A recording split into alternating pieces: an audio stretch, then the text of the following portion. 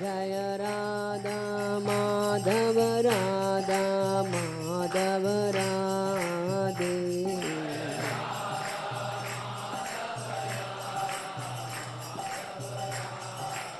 प्रभुपाद प्रभुपाद प्रभुपाद जय प्रभुपाद।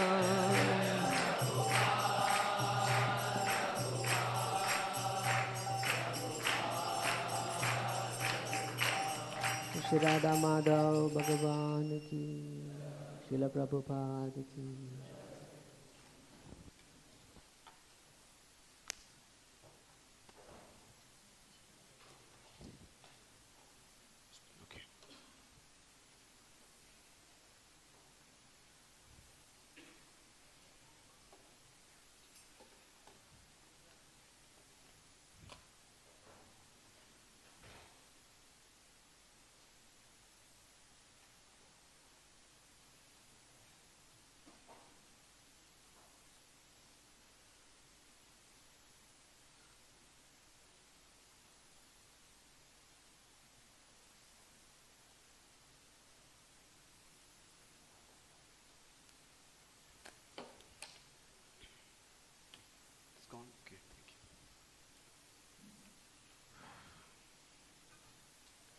ओम ज्ञानतिमिरन्धस्य ज्ञानाञ्जनशलाकाय चक्षुरुन्मिलितं येन तस्मै श्रीगुरवे नमः। नमा ॐ विष्णुपदाय कृष्णप्रेष्ठाय भूतले श्रीमते भक्तिवेदान्त स्वामी इति नामिने। नमस्ते सरस्वती देवे गौरवाणी प्रचारिणे निर्विशेष शून्यवादी पाश्चात्यदेशतारिणे। वाञ्छाकल्पतरुभ्यश्च कृपासिन्धुभ्य एव च पतितानां पावनेभ्यो वैष्णवेभ्यो नमो नमः। ऐ श्रीकृष्ण चैतन्य प्रभु नित्यानंद श्री अद्वैत गदाधार शिवासादि गौरभक्तवृंद। हरे कृष्णा कृष्णा कृष्णा हरे हरे, हरे Ram Ram Ram Hare Hare. Hare Krishna. Am I audible? Okay, thank you. So we continue our discussion today on the teachings of Maharaj Rishabhdev. Today we'll try to have a longer question answer session. So I'll just mention the verse and we'll move forward from there today. So we discussed 5.5, 6 and now we'll go to 7.1. यदा न पश्यत्य अयथा गुणेहां स्वार्थे प्रमत्तः सहसा विपश्चित् गतस्मृतिर्विन्दति तत्र तापान् आसाद्य मैथुन्यम् अगारमज्ञः। यदा न पश्यत्य अयथा गुणेहां, that one who is not able to see that how under the influence of the modes a person is acting. Swarthe pramatta sahasa vipashchit. Swarthe pramatta, just by one's short term interest, the person is pramatta, is intoxicated. The next verse will talk about nunam pramatta kurute vikarma. Gata smutir vindati tatra tapan. That even if a person gets some understanding of how I have suffered because of indulgence, but still tatra tapan, the person forgets it. Gata smutir. And then a person keeps trying to enjoy and gets tapan. Asadya maithunyam agaragyaha. Such a person ends up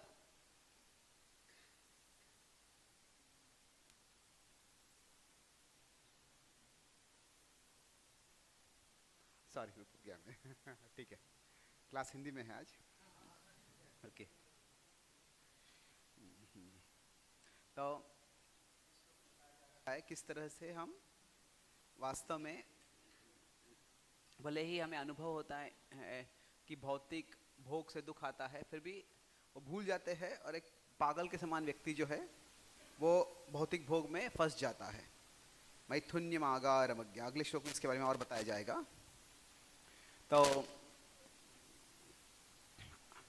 अभी तक हमने ये 3 part का seminar था। तो पहले part में we mainly discussed about कैसे ये जो जगत होता है इस जगत में जब सब लोग चाहते हैं कि दुख से मुक्ति हो, पर कुछ लोग सोचते हैं कि मैं और भोग करूंगा, आई फ्री फॉर मटीरियल डिजायर्स, जितना मैं आज़ादी प्राप्त करूंगा उतना ज़्यादा भोग कर पाऊंगा। कुछ लोग सोचते हैं कि मैं फ्री फ्रॉम मटीरियल डिजायर्स। तो ऐसे ये केवल पाश्चात्य और भारतीय में नहीं है, ये एक तरह से कह सकते हैं हम कि यह कर्मकांड में भी ये होता है कि हम और सुविधा प्राप्त करना चाहते हैं भोग के लिए। फिर कल के हम देखा कल के प्रवचन में कैसे कर्म काम करते हैं कि कभी कभी कोई व्यक्ति कार्य कर रहा है पर वो बुरा कार्य कर रहा है, पर उसको कुछ बुरा फल मिलता ही नहीं है, क्योंकि क्या है, उसका पूर्व कर्म अच्छा है। तो पूर्व कर्म से कुछ हद तक उसको बफर मिल जाता है। तो सबसे बुरा कॉम्बिनेशन क्या है, हमने देखा कि bad Karma in the present and good Karma in the past. तो अभी उस समय हम खास करके देख रहे थे कि अच्छा ये बार बार आ रहा है जा रहा है, okay let's get it from here. Support है उसको, इंटरेस्टिंग, मिनिमम कर दो उसको, मिनिमम है, ठीक है चलेगा, thank you. Let's see if it stage now, okay. तो भी आज के प्रवचन में खास करके हम कर्म और भक्ति कैसे होती है और कैसे वास्तव में जब व्यक्ति को विरक्ति आती है तो क्या होता है उसमें। भी जो थियोलॉजी होती है, थियोलॉजी मतलब the study of God, theos is God, theology, उसमें एक सवाल हर जगह पे आता है कि why do bad things happen to good people. तो यह पाश्चात्य देशों में इस पे बहुत विचार किया गया है, इसको प्रॉब्लम ऑफ इविल कहते हैं। पर इसमें क्या है, वैदिक शास्त्रों में एक तरह से ये ऐसे समझा गया है कि जगत ही दुखों से भरा हुआ है। तो इसीलिए सवाल अच्छे लोगों के साथ बुरा क्यों होता है, ये सवाल पे है, उसका उल्लेख है। युधिष्ठिर महाराज पूछते हैं जब जंगल में गए, वनवास में होते हैं, तो जो हुआ कैसे हुआ, क्यों हुआ। पर उनका सवाल जो है वो it's a common human question but it is not a very common वैदिक क्वेश्चन। वैदिक शास्त्रों में खास के क्या सवाल क्या है कि अच्छे लोगों के साथ बुरा क्यों होता है, यह सवाल नहीं है। प्रधान सवाल क्या है कि जो आत्मा, जो सोल है, वो स्पिरिचुअल है, वह इस मटेरियल वर्ल्ड में क्यों बाउंड है। क्योंकि क्या है, कभी कोई अच्छा भी होगा तो अच्छा भी क्षणिक ही है, और बुरा है तो ठीक है, बुरा है, पर फिर भी क्या है, वह भी ज्यादा समय के लिए रहने वाला नहीं है। तो अ मोर फंडामेंटल क्वेश्चन है कि why is the eternal soul bound in the material world. और फिर उसके बारे में अद्वैतवाद, द्वैतवाद, इसके बारे में क्यों ये हुआ है, इसके बारे में ज्यादा कोई विस्तृत वर्णन नहीं होता है, पर उसको कैसे छुड़ाना है, कैसे मुक्ति प्राप्त करनी है, उस पर ज्यादा वर्णन होता है। क्योंकि क्या है, जो ओरिजिन है, ओरिजिन शुरुआत कैसे हुई है, यह every philosophy in the world stumbles and falls over there. कोई भी तत्वज्ञान जो है, इस जो विश्व में अलग अलग तत्वज्ञान है कि शुरुआत में क्या हुआ, शुरुआत कैसे हुई। बिग बैंग थियरी को हम पूछेंगे तो वो कहेगा कि बिग बैंग कहाँ से आया, बिग बैंग क्या, कोई सिंगुलैरिटी कहाँ से आई। अद्वैतवाद को पूछेंगे तो अगर ब्रह्मन ही सब कुछ है तो फिर माया आई कहाँ से। क्रिश्चियन को पूछेंगे तो अगर वो एडम और ईव फॉरेस्ट में, वो ईव गार्डन ईडन में थे, तो वहाँ पे वो ऐसा एप्पल था ही क्यों जो फॉरबिडन हो। और फिर वो अगर वो ईडन ऐसी जगह है जिसमें सब कुछ अच्छा ही है, तो ऐसा चीज जिसमें बुरा प्रलोभन हो सकता है, ऐसे हुआ ही क्यों। और उस तरह से अभी कुछ वैष्णव ग्रुप ये बोलते हैं कि जीव हमेशा यहाँ पे होता है। तो सवाल आता है, जीव हमेशा ऐसे है तो क्या भगवान भेदभाव करते हैं? अगर जीव वहाँ से गिरा है तो फिर वहाँ से गिरा कैसे? तो जो ओरिजिन का सवाल है, neither scripturally nor logically there is a satisfactory answer to this. Now of course, when you use the word satisfactory, it depends on what you mean by satisfactory. कोई आंसर ऐसे होगा जो मुझे सेटिस्फाई करेगा पर आपको सेटिस्फाई नहीं करेगा, कोई आंसर होगा किसी और को सेटिस्फाई करेगा पर इस व्यक्ति को सेटिस्फाई नहीं करेगा। तो जो अगर हम क्लियर स्क्रिप्चुरल एविडेंस या क्लियर लॉजिकल एविडेंस अगर हम लेते हैं, लॉजिक मतलब लॉजिक का थ्रेड ऑफ लॉजिक है, तो यहाँ पे this is where we all need some intellectual humility. Intellectual humility मतलब क्या है कि इसको अलग अलग तरह से बोल सकते हैं कि there is what I know, जो मैं जानता हूं, व्हाट आई डोंट नो। ये दो कैटेगरीज है, पर ये दो कैटेगरी सफिशिएंट नहीं है। What I no, what I don't know, and what I don't know that I don't know. मुझे ये पता भी नहीं कि मुझे पता नहीं है। Now this could actually be in this category in the sense मुझे लगता है इसका जवाब मुझे पता है, पर मुझे पता चलता है कि पता ही नहीं है। What I don't know, I don't know। अभी हम एक तरह से देखेंगे खुद के बारे में भी हम कितना जानते हैं। So each one of us is to some extent a mystery to ourselves। हम कभी ऐसा कुछ बोलते हैं, ऐसा कुछ करते हैं, और कुछ होता है तो ऐसा याद आता है, कोई जैसे कुछ भावनाएं आती है, ये कहाँ से आ गई, ये कौन है। कोई व्यक्ति होता है अचानक परिवर्तित हो जाता है, फिर बोलता है कि एक प्रकार का बर्ताव करता है, अचानक दूसरा अलग प्रकार का बर्ताव करने लगता है। तो कहते हैं, तो लोग कहते हैं कि you know who are you, what have you done to my friend, this is a very different person from whom I new. कि तुम कौन हो, ये तो मेरा जो मित्र जानता हूँ वो नहीं है, कोई अलग ही व्यक्ति है। तो क्या है, इस जगत में बहुत कुछ है जो हम जानते भी नहीं है और हमको पता भी नहीं है हम जानते नहीं है। और now I'm not saying these are like 4 distinct categories, but एक और कैटेगरीज में है what I know I can't know। कि अभी अगर हम नम्रता मानते हैं तो नम्रता को स्वीकार करते, तो ऐसी बहुत सी चीजें हैं जो हम पता ही नहीं हमें, हम शायद इतने सीमित है कि इसको पता करना बड़ा मुश्किल है। तो इसलिए जो ट्रेडिशनली शास्त्रों में अनेक वैदिक ग्रंथों में लगभग 1 लाख वर्सेस है। अगर कोई सवाल हमारे जो आचार्य है, हमारे जो ऋषि मुनि हैं, अगर वो उस सवाल को 2 things, is a question important, is a question answerable. अगर कोई सवाल महत्वपूर्ण है और उसका जवाब मिल सकता है तो फिर जरूर उस पर जवाब देते थे, पर उसके बारे में कुछ विश्लेषण करते थे। तो अगर कोई सवाल ऐसा है जिसपे it's important and it's answerable, तो कुछ ऐसे हो सकता है कि अनइम्पॉर्टेंट है और अनआंसरेबल है। कि किसी को पूछेगा कि तुम्हारे सिर पे कितने बाल है, तो अभी कौन गिनने वाला है उसको, क्या गिन सकते हैं, शायद गिन सकते हैं। एक प्रभुपाद जी का कंपाइलेशन है, स्टूपिड क्वेश्चंस परफेक्ट आंसर्स। तो लोग प्रभुपाद जी को ऐसे मूर्ख सवाल पूछा करते थे। प्रभुपाद जी कोई से पूछा, Swami ji how many windows are there in the next room, Prabhupada ji next question. तो प्रभुपाद जी कुछ ध्यान ही नहीं दिया उसकी ओर। ऐसा क्या है कि there are some questions which are neither they are neither important nor are they answerable. तो हमारे इसके पहले कितने जन्म हुए हैं, किसको पता है। अभी ये परमात्मा को पता है, पर अगर हमारा परमात्मा संदर्भ होगा तो क्या वो सवाल हम पूछने वाले हैं, कब मुझे मुक्ति होने वाली है, कब मैं आपके पास आ सकता हूँ, कब मैं शुद्ध हो सकता हूँ, वो सवाल ज़्यादा महत्वपूर्ण है। तो क्या है कि कुछ सवाल ऐसे होते हैं, they may be answerable but they may not be important.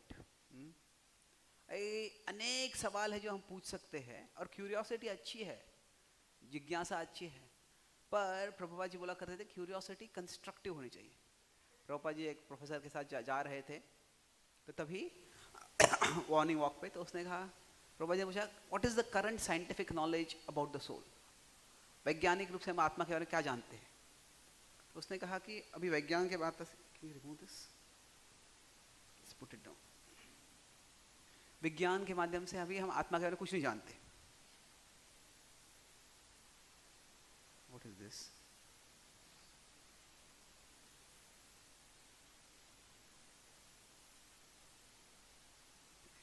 I don't know something about this phone. इसके बारे में मुझे कुछ पता नहीं शायद।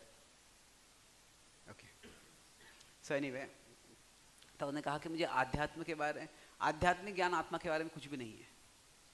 तो then there is no scientific knowledge, कुछ वैज्ञानिक ज्ञान है ही नहीं। तो नहीं स्वामी जी, वैज्ञानिक ज्ञान ये अलग कैटेगरी का होता ज्ञान होता है। हम आत्मा के बारे में हम आध्यात्मिक चीज़ों के बारे में सोचते हैं, भौतिक चीज़ों के बारे में देखते हैं। भाई गार्डन में एक पार्क में चल रहे थे, अभी हमारे पास 2 बड़े किताब है जो बताते हैं कि ये घास कैसे उगता है। तो प्रभा जी तुम्हारे किताबों के बिना भी वो घास उग रहा था। तो फिर प्रभा वो बोले कि पर अगर भगवान नहीं चाहता कि हम ये घास को स्टडी करें तो भगवान ने घास क्यों रखा है हमारे सामने? प्रभुपाद जी ने कहा मेरा पॉइंट ये है कि जो भगवान ने घास रखा है उसके ऊपर आप बड़े बड़े किताबें लिखते हो, पर जो भगवान ने घास रखा है उसके बारे में आप पढ़ते भी नहीं हो। तो क्या है कि knowledge is about what is important. अनेक सवाल हम कर सकते हैं। तो there are some questions which are important and answerable. Some questions will be important but not answerable. तो not answerable मतलब क्या है कि कई बार ऐसे सवाल होते हैं जिसका जवाब सबको सेटिस्फाई करेगा, ऐसे नहीं होता है। So at such times क्या होता है, ऐसे सवाल जो होते हैं they are like a banana peel. बनाना पील मतलब क्या होता है, उस पर आप पैर रखोगे तो फिसल जाओगे। तो ये जो होता है, कई सवाल ऐसे होते हैं they are intellectual banana peels. एक आपकी बुद्धि उस पर रख दोगे, बुद्धि फिसल जाएगी। तो इसलिए ये हर ट्रेडिशन में होता है कि अभी हमारे शास्त्रों में कुछ चीज़ें अचिंत्य बताई गई है। जो अद्वैतवादी कहते हैं उसको अनिर्वचनीय कहते हैं। जो थोड़ा फर्क है अचिंत्य और अनिर्वचनीय में। बट हर ट्रेडिशन में ऐसे होता है कि कुछ सवाल ऐसे होते हैं जिनके जो जवाब है वो सबके लिए सेटिस्फैक्टरी जवाब नहीं मिलने वाला है। So we learn to accept it and move on. ठीक है, जो यहाँ तक समझाऊँ इसको, ये सवाल मुझे सवाल का जवाब I am satisfied with it, somebody else may not be satisfied with it. But the more important question जैसे कि we all have a finite life span, सबका जीवन सीमित है। जब मैं एक बार बीमार था, कई महीनों से बीमार था, तो डॉक्टर डायग्नोस ही नहीं कर पा रहे थे। फिर बाद में कुछ बड़े टेस्ट किए और फिर वो डॉक्टर ने डायग्नोस लिखा PUO। तो मुझे PUO क्या पता है, मैं सोचता मेरा बायोलॉजिकल मेडिकल नॉलेज था काफ़ी, क्योंकि मैं काफ़ी समय से बीमार था। तो मैं देख रहा था, ये बोला वो डायग्नोसिस क्या है, वो डायग्नोसिस नहीं आया है। ठीक है, तो फिर वो मैंने देखा कुछ लिखा है रिपोर्ट में PUO। वो PUO का मतलब है पायरोक्सिया ऑफ अननोन ऑरिजिन। पायरोक्सिया मतलब बीमारी क्या है, बुखार है, और बुखार क्यों हुआ ये पता नहीं है। तो वो तो मुझे भी पता है, मुझे बुखार है। तो क्या होता है कई बार जब ऐसे होता है कि डॉक्टर भी ऐसे होते हैं मेडिकल फील्ड में कि ये बीमारी क्यों हुई ये पता नहीं है। अभी ये बीमारी हुई है, अभी इसको हमें ट्रीटमेंट करना चाहिए। तो जो 2 क्वेश्चंस है, व्हाई और हाउ, तो दोनों इंपॉर्टेंट है एक तरह से। बट इंपॉर्टेंट क्या है कि द व्हाई और how questions we can ask about the problem और we can ask about the solution. तो मेरे एक मित्र है कैलिफोर्निया में है, वो फॉरेस्ट फायर फाइटर है। कैलिफोर्निया में बहुत बड़े बड़े फायर्स हो जाते हैं, वहाँ पे बहुत प्रॉब्लम आता है क्योंकि वो it is a very pleasant atmosphere, पर गर्मी बहुत होती है कभी कभी, और जो फायर चालू हो जाते हैं तो बोलते सबसे पहले जब फायर होता है तो हम जानकारी प्राप्त करना चाहते हैं, कैसे ये फायर क्यों हुआ, क्या किसी ने ये आर्सन है, किसी जानबूझ के फायर लगाया है, जानबूझ के किया है तो क्या यूज़ किया उन्होंने, कौन सा फ्यूल यूज़ किया तो कौन सा फ्यूल यूज़ किया है, अगर नेचुरली हो गया तो नेचुरली कैसे हो गया, क्या इलेक्ट्रिकल स्पार्किंग हुआ है या ये निसर्ग से ही हो गया है। कि that helps us to decide हम उसे पता होता था कैसे पता करें कैसे इस फायर को हमें फाइट करना है। पर कई बार ऐसे होता है वो जानकारी होती ही नहीं है। तो जब वो जानकारी नहीं होती है तो क्या करना होता है, जितनी जानकारी है उसके साथ ही हमको फायर फाइट करना पड़ता है। अगर यहाँ पे मान लीजिए फायर है बढ़ गया है, तो अभी आई थिंक वहाँ पे सिविलियंस रह रहे हैं, तो हमको वहाँ पे फायर नहीं जाने देता, पहले इधर अटैक करते हैं इसको। तो क्या है, दो चीज़ें हैं when we want to make sense. तो मेक सेंस ऑफ लाइफ और मेक सेंस इन लाइफ। तो make sense of the fire, ये फायर क्यों आया ये समझने का प्रयास करो। पर कभी कभी हम समझ नहीं पाते फायर क्यों आया है, तो क्योंकि मुझे पता नहीं फायर क्यों आया इसलिए मैं फायर फाइटिंग नहीं करूंगा, कोई ऐसा नहीं कह सकता है। ठीक है, जो जानकारी है उसके साथ आप कार्य करो।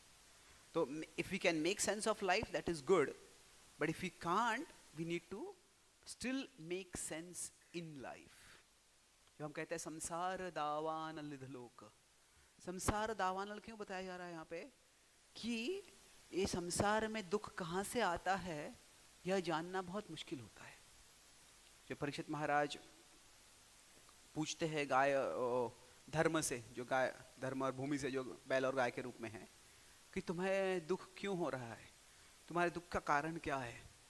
तो वहाँ पे बताते हैं वाक्य भेद विमोहिता, कि अलग अलग तत्व ज्ञान अलग अलग चीज़ बताते हैं और उनमें से कौन सा सही है निष्कर्ष मैं निकाल नहीं पा रहा हूँ। इसीलिए इस जगत में दुख का कारण क्या है यह समझना बड़ा मुश्किल होता है। तो धर्म जो है वह तो विद्वान है, वह ये बोल रहे हैं कि हमें पता नहीं है ये। तो इस जगत में दुख क्यों होता है, it's a very broad question, और इसके अलग अलग कारण हो सकते हैं, पर एग्जैक्ट कारण क्या है यह सब। हरे कृष्णा, यह आसान से डिस्चार्ज अगेन। हरे कृष्णा, ये माइक को समझना आसान नहीं है। ओके, तो अभी जो है हर एक जो this is the topic, origin के सवाल पे क्यों गया मैं यहाँ पे, एज अ पर्टिकुलर रीजन। सी, इन बुद्धि का एक लक्षण है कि आस्क क्वेश्चंस। जो बुद्धिमान व्यक्ति होता है वो सवाल पूछता है, पर उससे महत्वपूर्ण क्या है, आस्क कंस्ट्रक्टिव क्वेश्चंस। मतलब कंस्ट्रक्टिव मतलब क्या है, जो सवालों का ऐसे सवाल पूछो जिनके जवाब से कुछ सकारात्मक होगा। तो अभी जगत में दुख क्यों है, इसके बारे में जब देखना है हमें, तो अलग अलग लोग होते हैं, सबका अपना फेवरेट एक्सप्लेनेशन होता है। अभी तत्व ज्ञान पे नहीं जाते हैं अभी कम्युनिज्म होता है। अभी आज हम शास्त्रों के तत्व ज्ञान में नहीं आते। आजकल के समाज में देखे गए कुछ लोग कहते हैं कि कम्युनिस्ट कहे गए, जो अमीर लोग हैं बहुत पैसा कमाते हैं, सबको बांटते नहीं है पैसा। तो क्या है, जो इनकम इनइक्वालिटी है, यह सारे दुखों का कारण है। अगर अमीर लोग पैसे ले लेंगे, सबके पास समान पैसा होगा, तो फिर सारी समस्याओं का हल हो जाएगा। कुछ लोग कहते हैं, कैपिटलिस्ट लोग कहते हैं क्या है, तो लोग के पास टैलेंट है, टैलेंट को एनकरेज नहीं करते आप। जो लोग समाज को परिवर्तित कर सकते हैं उन पे इतने नियम लगा देते हैं, इतने सारे रिस्ट्रिक्शन लगा देते हैं, उसके कारण कुछ आगे नहीं बढ़ता है।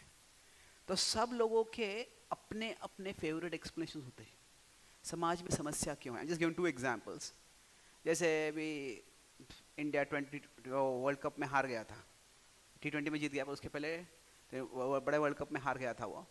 तो तभी इंडिया क्यों फाइनल में हार गया, अभी सब लोगों के अलग अलग थियरी थे। अरे ये बैट्समैन अच्छा नहीं खेला, ये बॉलर ने अच्छे बॉलिंग नहीं किया, उसने वो कैच ड्रॉप कर दिया, अरे इन्हें इसको सिलेक्ट ही नहीं किया उन्होंने, इसको पहले भेजा बैटिंग के लिए, उसको बाद में भेजा।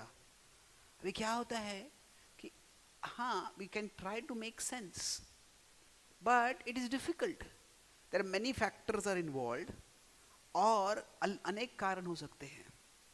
एक इसको कहते हैं इंग्लिश में, I think I mention this earlier, एक मूलिक न्याय। ये इंग्लिश वर्ड है नहीं, इंग्लिश में है, इसको कहते हैं single factor logic. Single factor logic मतलब क्या, कि जब भी कोई चीज होती है उसका एक ही कारण देखना, ये क्यों हुआ, इसके कारण ही हुआ। अभी जैसे पाकिस्तान है, अभी पाकिस्तान को कई लोग कहते हैं फेल्ड स्टेट है। वो फेल्ड स्टेट क्यों कहते हैं? कि उसका इकोनॉमी बहुत ब्रिटल है, उसमें बहुत सारे डिसेंशन, इंटरनल प्रॉब्लम्स है। पाकिस्तान का अभी तक एक भी गवर्नमेंट है जब से उनका आज़ादी हुई 1947 से, not even one government has completed it's full term. और ये डेमोक्रेसी की हिस्ट्री में एक रिकॉर्ड है। तो पर क्या है, पाकिस्तान का अभी कई जगह पे वो एक सिंगल फैक्टर लॉजिक है। सारी पाकिस्तान की समस्या है, वो कहते हैं भारत के कारण है, भारत ने ये किया, भारत ने ये किया, भारत ने किया, भारत ने किया। तो क्या भारत ने कुछ किया है? हो सकता है कुछ किया है, बट क्या है कि वो जब हम सिंगल फैक्टर लॉजिक लेते हैं तो क्या होता है कि ठीक है इसको पूरा ब्लेम कर दो, पर एक्चुअली कुछ कंस्ट्रक्टिव होता नहीं है इससे। तो तत्व ज्ञान में भी ऐसा ही होता है कि कभी कभी फिलॉसफी कॉम्प्लेक्स होती है, और क्या होता है, कॉम्प्लेक्सिटी को समझने के लिए दो चीजें लगते हैं, बुद्धि लगती है और फिर पेशेंस लगता है। पर कॉम्प्लेक्सिटी जो भी है उसको सिंपली बोला है, ये इसके कारण हुआ, ये उसके कारण हुआ। तो इस जगत में दुख क्यों है? तो इसके अनेक कारण हो सकते हैं। बोला कि कर्म के कारण है, ठीक है कर्म के कारण है, जीव भगवान के खिलाफ गया उसके कारण है। पर जो जीव भगवान के पास आ रहे हैं उनके जीवन में भी दुख है, और उनके तो कई बार क्या होता है कि we can all try to come up with explanations, and we can quote Shastra also to try to come up with the explanations. But basically there has to be a certain level of humility. नम्रता जरूरी है कि हम इस जगत में दुख, precisely ये दुख यहाँ पे क्यों आया, उसको समझना बड़ा मुश्किल होता है। इसका ये मतलब नहीं कि हम समझने का प्रयास नहीं करते हैं, जरूर हमारे बुद्धि से हम समझने का प्रयास करते हैं। अगर हम देखते हैं भगवद गीता में, I'll give 2 examples of this approach, कि एक है कि when there is suffering, एक था philosophical approach और दूसरा है practical approach। अभी जब अर्जुन युद्ध करने से हिचकिचाते हैं, तभी कृष्ण क्या करते हैं, कृष्ण तभी अर्जुन को बोलते हैं कि पूरी भगवद गीता बोलते हैं, पर भगवद गीता में कुछ कृष्ण कोई फ्लैशबैक नहीं देते। आपको पता है मूवीज में फ्लैशबैक होता है, ये दोनों लोग झगड़ा कर रहे हैं, युद्ध करने वाले हैं, तो फिर युद्ध के पहले ही फ्लैशबैक होता है, ये व्यक्ति ऐसे बड़ा हुआ, वो व्यक्ति ऐसे बड़ा हुआ, और दोनों में ये झगड़ा हुआ था, फिर झगड़े से कुछ हुआ नहीं, फिर ये हो गया, फिर ये हो गया, और अभी फिर come back to the present कि अभी ये युद्ध हो रहा है। तो कृष्ण सर्वज्ञ हैं, कृष्ण कहते हैं वेदाहम समतीतानि, मुझे मैं सब कुछ जानता हूँ।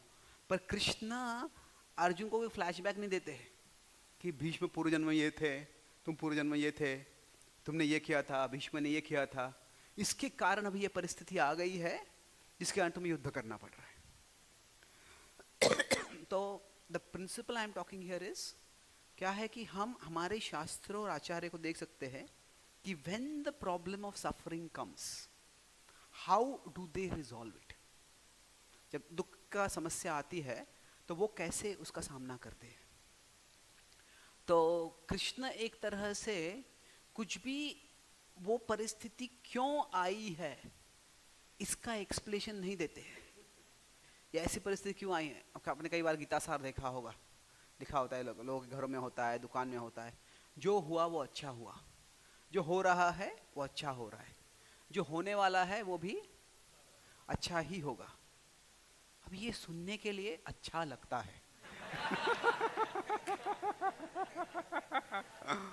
पर गीता में मैंने कई बार गीता पढ़ी है, जो भक्त में मित्र है, इस्कॉन में है, इस्कॉन के बाहर है, गीता के स्कॉलर्स है, उनसे भी पूछा है मैंने कि किसी को कोई भी ऐसा श्लोक स्पॉट नहीं कर पाया which comes anywhere close to this, क्योंकि गीता का फोकस ये नहीं है कि क्या हो रहा है, गीता का फोकस है क्या करना है। अर्जुन का सवाल क्या था, पृच्छामि त्वाम दैव सम्मूढ़ चेतः, क्या वो सवाल था, ये दैव से ऐसे क्या होता है, ये दैव क्या है, क्यों होता है, वो सवाल नहीं था अर्जुन का। अर्जुन का सवाल क्या है, पृच्छामि त्वाम धर्म सम्मूढ़ चेतः। तो बेसिकली क्या है, हमारे जीवन में दो चीजें हैं, व्हाट हैपेंस टू अस, जो हमारे साथ होता है, और दूसरा है व्हाट हैपेंस थ्रू अस, हम क्या करते हैं। तो इन दोनों में गीता का फोकस कौन सा है? हाँ, एंटायरली सेकंड है ये फोकस, व्हाट हैपेंस थ्रू अस, कि हमारे साथ जो भी हुआ है वो हुआ है। अभी मेरे सामने ये दावानल है, ये अग्नि है, अभी क्या करना।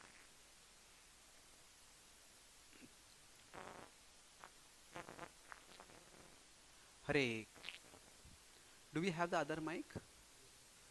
You better get that only. We'll skip this. I can't blame anyone. ये मेरा ही माइक है, मैंने सजेस्ट किया था कि यूज़ करें ये। कि कई बार लोगों ने बताया था मुझे कि जब मैं नीचे देखता हूँ और लिखता हूँ तो फिर क्या होता है, इस माइक से आवाज़ चला जाता है। तो कुछ वक्त बोले थे कि सुनना मुश्किल होता है जब मेरा मुँह चला जाता है।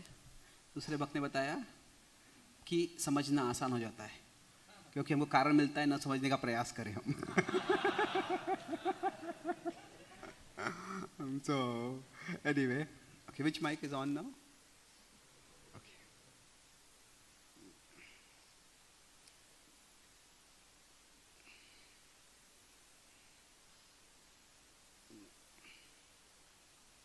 ऐसे लगता है दो गार्लैंड है, एक फ्लावर्स का, एक इलेक्ट्रॉनिक वायर्स का है।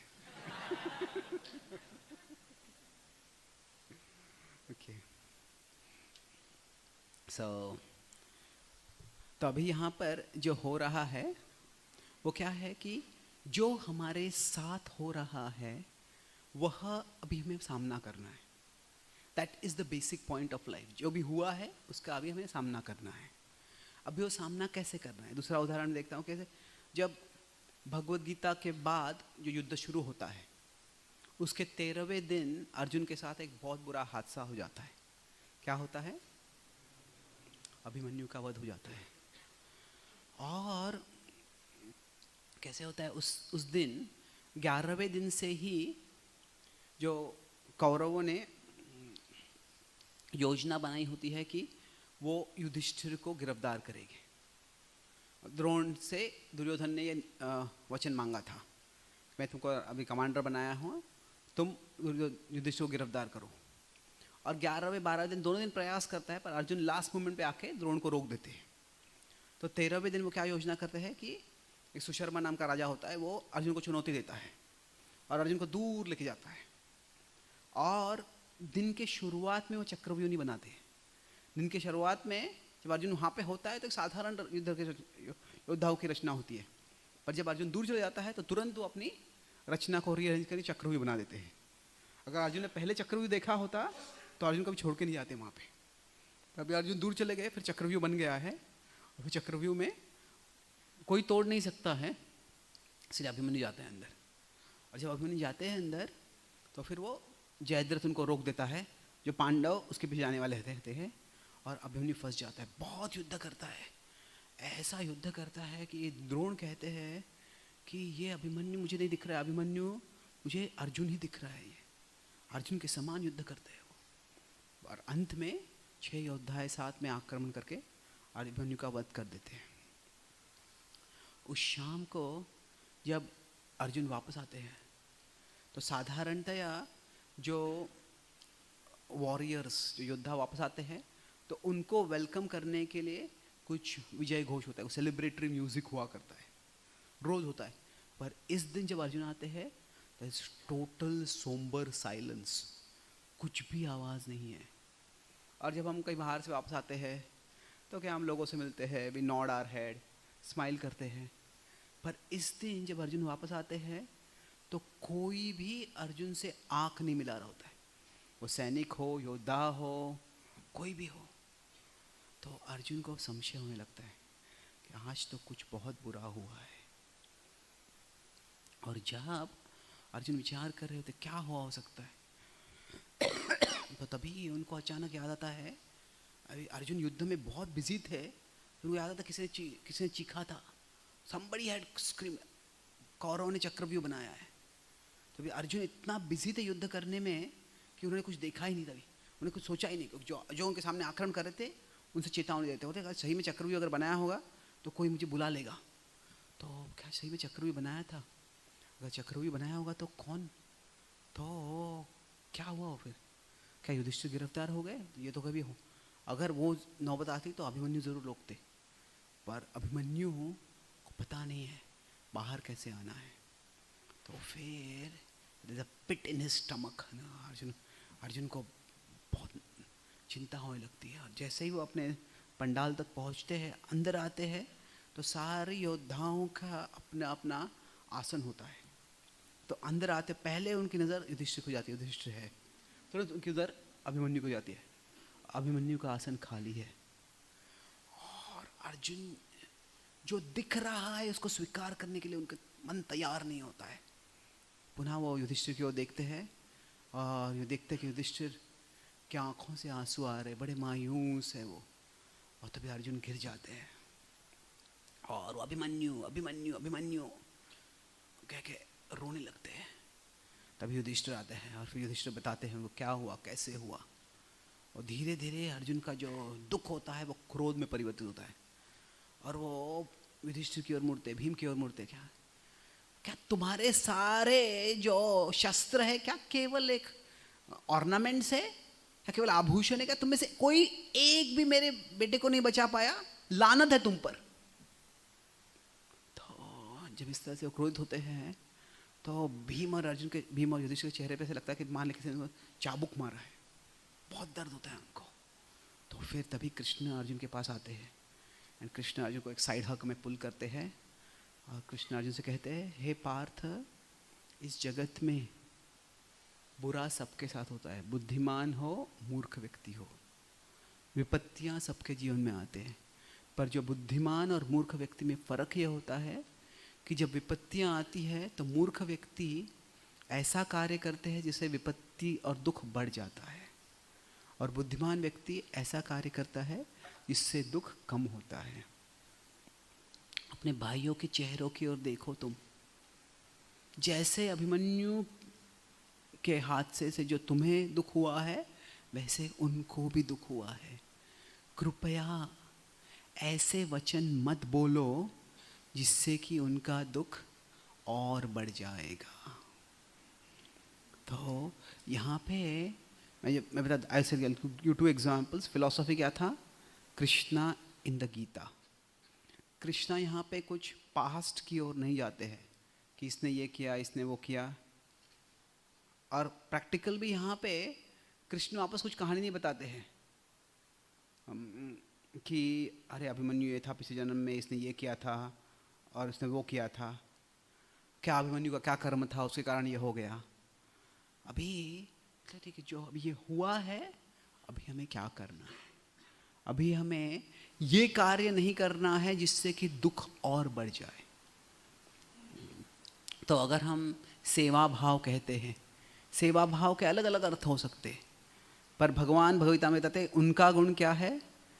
सुहृदम सर्वभूतानाम। और वो कहते हैं उनके भक्तों का गुण क्या है? अद्वेष्टा सर्वभूतानाम मैत्रः करुण एव च।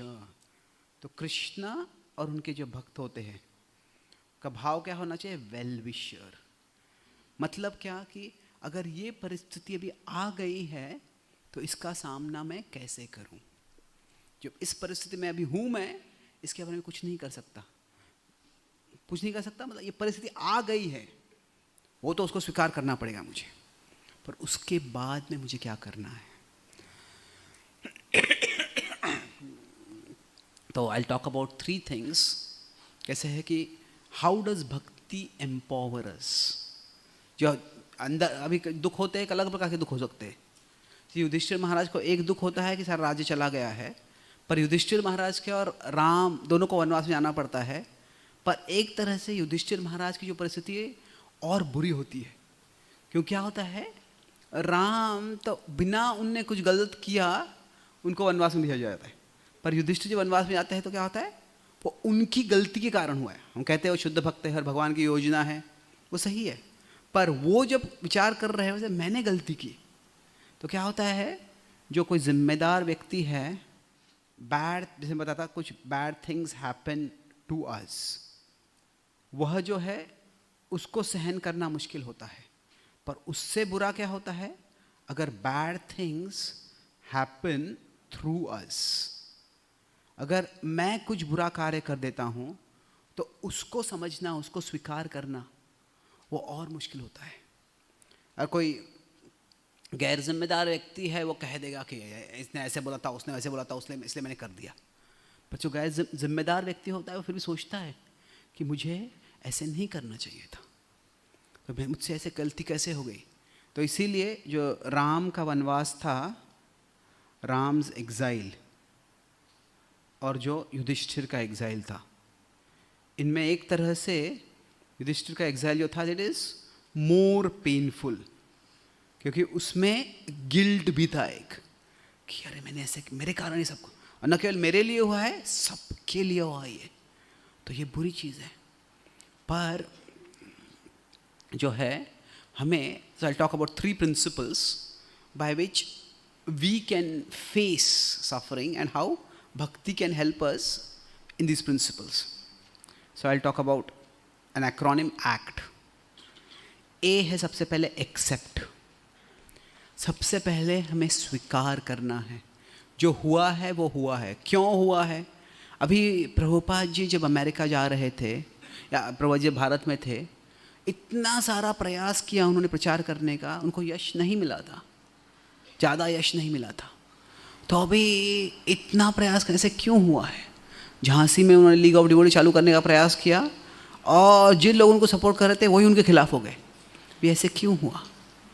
तो पहला पॉइंट है कि accept that suffering just occurs. कि कभी कभी हम समझ पाते हैं क्यों हुआ, कभी कभी हम नहीं समझ पाते हैं क्यों हुआ। तो ये कैसे है कि हमें जहाँ तक हो सके हमें समझने का प्रयास करना है। पर कई बार ऐसे होता है कि लोग वो स्वीकार ही नहीं करते हैं, ऐसे हुआ है, क्यों हुआ है, क्यों है, क्यों है। अगर वो स्वीकार नहीं करते हैं तो फिर बहुत सा जो मन का जो एनर्जी है उससे भी चला जाता है, ऐसे क्यों हुआ, ऐसे क्यों हो रहा है, ऐसे क्यों। ओके, वो जो है, आपको पता है ये आई क्यों, उसको आप कह सकते आई क्यों। तो क्या होता है, कई लोग ऐसे होते हैं जो उनका IQ हाई हो सकता है, पर अगर बार बार यही सवाल पूछ रहे हैं, आई क्यों, मेरे साथ ऐसे क्यों हुआ, क्यों हुआ, क्यों हुआ, उससे क्या होता है, उससे basically it makes one feel helpless. पहले हेल्पलेस लगता है, उसके बाद में व्यक्ति रिजेंटफुल हो जाता है, उसे घृणा आती है, नफरत आती है, और ये दोनों जो भावनाएं हैं वह सकारात्मक नहीं है। तो एक्सेप्ट, अभी जो हुआ है वो हुआ है, और क्यों हुआ है ये हम समझ सकते हैं, शायद नहीं समझ सकते हैं, बट उसके बाद में वंस वी एक्सेप्ट कि ये हो गया, कमिट। प्रभुपाद जी ने, हम प्रभुपाद जी का उदाहरण देखें, मैं अर्जुन के पास वापस जाऊँगा बाद में, पर commit to some constructive action. ऐसे अर्जुन को क्या बताया, दुख सब पे आता है। अभी अभिमन्यु का वध हो चुका है। अभी प्रभुपाद जी जब 40 साल से ज़्यादा भारत में प्रचार करने का प्रयास कर रहे थे और उनको यश नहीं मिल रहा था, तो प्रभुपाद जी अलग अलग विश्लेषण कर सकते थे। शायद प्रभुपाद जी कह सकते थे कि क्या है कि मैं इंग्लिश में प्रचार कर रहा हूँ, और अभी भी इंग्लिश में प्रचार होता है तो ज़्यादा लोग नहीं आते। 1965 में अगर इंग्लिश में प्रचार कर रहे होगे तो कितने लोग आने वाले हैं। तो शायद मुझे इंग्लिश छोड़ के हिंदी में प्रचार करना चाहिए, या मैं बंगाल में चला जाऊँगा, बंगाल में बंगाली प्रचार करूँगा, वहाँ पे तो वैसे भी महाप्रभु के अनुयायी है, मैं वहीं पे प्रचार करूँगा। प्रभुपाद जी ऐसा सोच सकते थे। प्रभुपाद जी सोच सकते थे कि अरे मैं फिलॉसफी बहुत ज़्यादा बोलता हूँ, मैं थोड़ी कथा बोलने लग जाऊँगा, शायद कथा से लोग आकर्षित हो जाएंगे। कि ऐसे नहीं था कि 1965 में भारतीय लोग नास्तिक थे, धर्म काफ़ी था, पर जो प्रभुपाद जी रहते हैं एक फिलोसॉफिकल स्पिरिचुअलिटी, उसके लिए ज़्यादा टेकर्स नहीं थे। तो प्रभुपाद जी सोच सकते थे कि हाँ, मेरे गुरुदेव ने बताया था कि अगर कोई आता नहीं है तो आप दीवारों का प्रचार करो। तो ठीक है, शायद यही मेरी किस्मत है, मैं जहाँ पे जाऊँगा कोई नहीं आया तो दीवार को प्रचार करूँगा मैं ज़िंदगी भर। नहीं, प्रभुपाद जी ने क्या देखा कि ठीक है, अभी यहाँ पे मुझे यश नहीं मिल रहा है, स्वीकार क्या उन्हें, यश नहीं मिल रहा है, पर प्रभुपाद जी ने क्या विचार किया कि मैं परदेश जाऊँगा और वहाँ पे जाके प्रचार करके भारतीयों को भारत में परदेशी लोगों को लेके आऊँगा। अभी अगर हम एक रियलिस्टिकली देखते हैं तो ये प्लान इतना फारफेच लगता है कि क्या है, पहले परदेश में जाके, प्रभुपाद जी परदेश में कभी गए नहीं है और परदेश में जाके वहाँ प्रचार करेंगे। अभी कोई कहेगा आप भारत में यशस्वी नहीं हुए, परदेश में कैसे यशस्वी होने वाले हो आप? जैसे कोई कहता है कि कोई इंडिया पाकिस्तान का क्रिकेट, इंडिया ऑस्ट्रेलिया का मैच है, इंडिया में जीत नहीं पाई है, हम ऑस्ट्रेलिया में जाके उनको हराएंगे। जो भारत में तुम नहीं कर पाए वो परदेश में कैसे कर पाओगे, कह सकते हो। और फिर उतना ही नहीं, वहाँ पे जाके उन लोगों को भक्त बना के यहाँ पे लाना। तो जो इसमें जो the courage of the ambition itself is breathtaking, कि कितना एक दिव्य महत्वाकांक्षा है ये।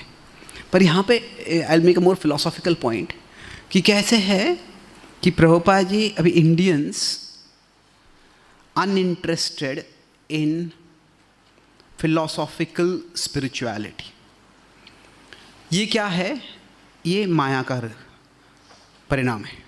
और Indians infatuated by the white skin, by the West, by the white skin, by the fair skin, ये भी माया ही है। तो प्रभुपाद जी क्या कर रहे हैं, वो एक माया से दूसरे माया का प्रतिकार करने का योजना बना रहे हैं कि भारत पाश्चात्य देशों के लोगों से प्रभावित, पाश्चात्य लोग भक्ति कर रहे हैं उससे प्रभावित हो जाएगा। ये क्या है, ये भी एक तो माया ही है। कह सकते हैं कि आप कह सकते हो कि भारतीयों को सिखा दो कि आप पाश्चात्य देशों से आप इतना आकर्षित क्यों होते हो, वो भी एक सोल्यूशन हो सकता है। पर क्या है, प्रभुपाद जी देखा कि मुझे मेरे गुरुदेव ने क्या बताया था, the first and the last instruction, आप इंग्लिश में प्रचार करो, आप पाश्चात्य देशों में, आप विश्व भर में प्रचार करो। तो Prabhupada committed himself to a constructive course of action.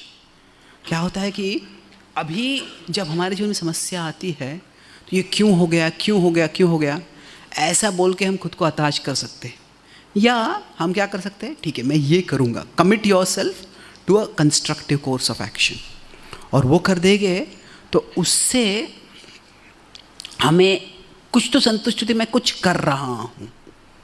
अभी क्या वो यशस्वी होने वाला है? कोई भी कोर्स हो उसमें सक्सेस ये गारंटीड नहीं होता है अभी, पर जब हम प्रयास करते हैं उसी में कुछ संतुष्टि होता है हमारे लिए। तो अभी जो है एक्सेप्ट सफरिंग, भगवान बोलते हैं ताम स्थितिक्षस्व भारत, आप स्वीकार करो कि अनिवार्य है, पर commit to a constructive course of action. निमित्त मात्रम भव सव्यसाची, अभी तुम निमित्त बनो। अभी भगवान अर्जुन को बोलते हैं तुम निमित्त बनो, पर ऐसे नहीं है कि निमित्त बनना मतलब भगवान, भगवद्गीता के बाद जो महाभारत का युद्ध होता है उसमें भगवान अर्जुन को माइक्रो कंट्रोल कर रहे हैं। हर तीर जब अर्जुन छोड़े उसके पीछे पैर, ये तीर मारूं मैं, इसको मारूं तीर, नहीं ऐसे नहीं है। Arjun is his own person and Arjun खुद युद्ध कर रहे हैं। और कभी कभी कृष्ण बोलते हैं कि तुम ऐसे करो, कभी कभी अर्जुन बोलते मैं ऐसे करने वाला हूँ, कृष्ण को सपोर्ट करते हैं। तो क्या है, we need to commit ourselves. और प्रभुपाद जी जब अमेरिका जाते हैं तो बहुत कुछ ट्राई करते हैं। वो पहले वो बटलर पेंसिल्वेनिया में होते हैं, वहाँ पे जो गोपाल अग्रवाल साली अग्रवाल है उनके नेबर्स, उनके एक्वेंटेंसेस आते हैं। पर क्या है, उनके लिए स्वामी जी एक क्यूरियोसिटी ऑब्जेक्ट थे, वो स्पिरिचुअल टीचर नहीं थे। तो क्या था, वो अगर उस समय सोशल मीडिया का ज़माना होता सब लोग कहते स्वामी जी 1 सेल्फी प्लीज़, तो वो प्रभुपाद जी के सेल्फी लेके चले जाते थे। तो फिर तो प्रभुपाद जी ने क्या किया, तभी वो वहाँ से निकले, न्यूयॉर्क में गए, न्यूयॉर्क से फिर वो लोअर ईस्ट साइड में गए। अभी पूरे विश्व में अमेरिका ही लगभग एक ही ऐसा देश है, मेजर देश है, जहाँ पे anybody can have the right to have weapons, proper guns. और क्या है, Prabhupada ji Lower East Side में गए, वहाँ पे कल मैं बताया था कि बुरे अच्छे good Karma from the past and bad Karma in the present, वो नहीं, वो डेडली कॉम्बिनेशन है। तो कहा था क्या, अमेरिका का ऐसा रूल है, anybody can have guns and anybody can take drugs, और ड्रग्स और गन्स क्या है, ये तो डेडली कॉम्बिनेशन है वो। तो जो अमेरिका पहले के कॉन्स्टिट्यूशनल राइट में कोई भी गन रख सकता है। अमेरिका में कैसे रूल है उनका कि देयर बिलीफ इज कि जब हम टैक्स दे रहे हैं तो we become shareholders in the government and the government has to listen to us. और गवर्नमेंट अगर हमको हमारी बात सुनती नहीं है तो गवर्नमेंट को ओवरथ्रो करने के लिए गवर्नमेंट के पास जितने वेपन्स है उससे ज़्यादा अच्छे हमारे पास होने चाहिए। तो क्योंकि उनका भाव होता है कल अगर गवर्नमेंट गुनहगार बन जाएगा तो गवर्नमेंट को कौन रोकेगा, कौन रोकेगा, नागरिक रोकेंगे। तो इसीलिए नागरिकों के पास गन्स होने चाहिए। पर इस विचारधारा में क्या निकल जाता है, अगर नागरिक गुनहगार बन जाएगा तो उनको कौन रोकेगा। सो एनीवे, कहने का कारण ये मतलब ये है कि प्रभुपाद जी आते थे वहाँ पे बता रहे थे, प्रभुपाद जी बोलते Swami ji this is no place for you, वहाँ पे there are guns and there are people with drugs, किसी को भी शूट कर दे। पर प्रभुपाद जी का करेज था, वहाँ पे गए, उन्होंने देखा कि वहाँ पे लोग रिसेप्टिव है और वहाँ पे गए और वहाँ पे प्रचार किया। और वहाँ पे कुछ समय तो यश नहीं मिला, पर बाद में उनको वो पहले डेविड एलेंजा था, वो प्रभुपाद जी पे आक्रमण करने आ गया। उन्हें ऐसे लग रहा था उनका पहला स्टूडेंट होगा वो, और वह प्रभुपाद जी पे आक्रमण करने आ गया। पर उसके बाद में जो कीथ वार्ड और हॉवर्ड व्हीलर वो सब आ गए और बाद में कमिटेड भक्त बन गए वो। तो क्या है कि प्रभुपाद जी, ठीक है ये दरवाज़ा बंद हो गया, ये दरवाज़ा खुल गया है, यहाँ पे ट्राई करते, यहाँ पे ट्राई करते। प्रभुपाद जी ट्राई कर रहे थे। और आखिरी जो पॉइंट है, ट्रांसेंड, ट्रांसेंड ड्यूअलिटी। ड्यूअलिटी हमारे लिए, हम कहते हैं ड्यूअलिटी मतलब सुख दुख, पर खास करके यश अपयश। बट माई रियलाइजेशन इज जो ड्यूअलिटी हमको सबसे ज़्यादा इन्फ्लुएंस करता है वो है कंपेयरिंग मेंटालिटी। मुझे अगर यश नहीं मिला तो मुझे ज़्यादा बुरा नहीं लगता है, पर मुझे यश नहीं मिला और किसी और को यश मिला तो मुझे बहुत बुरा लगता है। कहता है कि we all can be happy, हम सब सुखी रह सकते हैं, पर प्रॉब्लम है we want to be happier than others. तो transcend comparing mentality by absorption in Krishna. तो मयि एव मना धत्स्व मयि बुद्धिम निवेशय निवसिष्यसि मयि एव। भगवान ये नहीं कहते कि आप, ये जो अलग अलग श्लोक है जैसे तस्मात् सर्वेषु कालेषु, उसमें क्या भगवान बताते हैं कि तुम इस तरह से करो और तुम मेरे पास आ जाओगे भविष्य में। पर यहाँ पे 12:8 में क्या होता रहे, तुम अगर ऐसा करोगे मयि एव मना धत्स्व मयि बुद्धिम निवेशय निवसिष्यसि मयि एव, तुम अभी ही मुझ में निवास कर रहे हो, तुम ऑलरेडी मेरे साथ हो।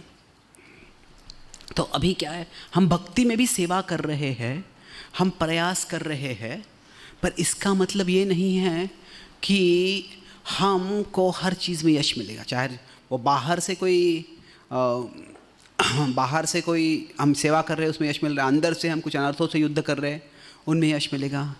अभी ऐसे कोई इसकी वी कांट हैव गारंटी, पर जो भी हो रहा है we can still try to absorb ourselves in Krishna. So अभी प्रभुपाद जी की महानता एक तरह से ये है कि वो आखिरी 10-11 सालों में इतना सारा यश मिला उनको कि 108 मंदिर बने, 70 ग्रंथ लिखे, and that is definitely Prabhupada's greatness.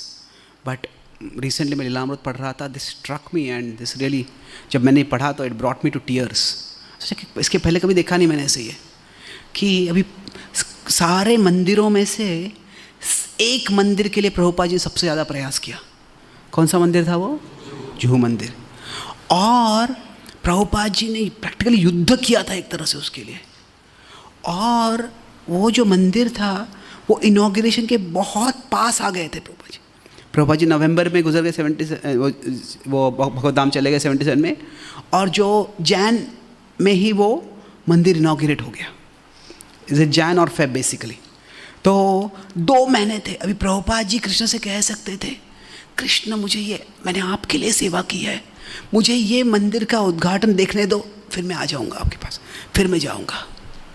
पर जब आखिरी दिन थे, प्रभुपाद जी को कई लोगों ने पूछा, पर एक का रिकॉर्ड हमारे पास है, पर मैंने गिरिराज महाराज से, हरिशौरी से, प्रभु से पूछा है। कई लोगों ने प्रभुपाद जी से पूछा था, स्वामी जी आपकी कोई आखिरी इच्छा है? प्रभुपाद जी ने क्या कहा? कुछ इच्छा नहीं है।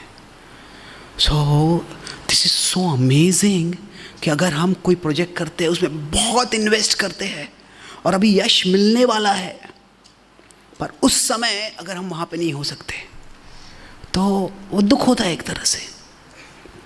पर प्रभुपाद जी, उनका जो प्राइमरी कनेक्शन था कृष्ण के साथ था।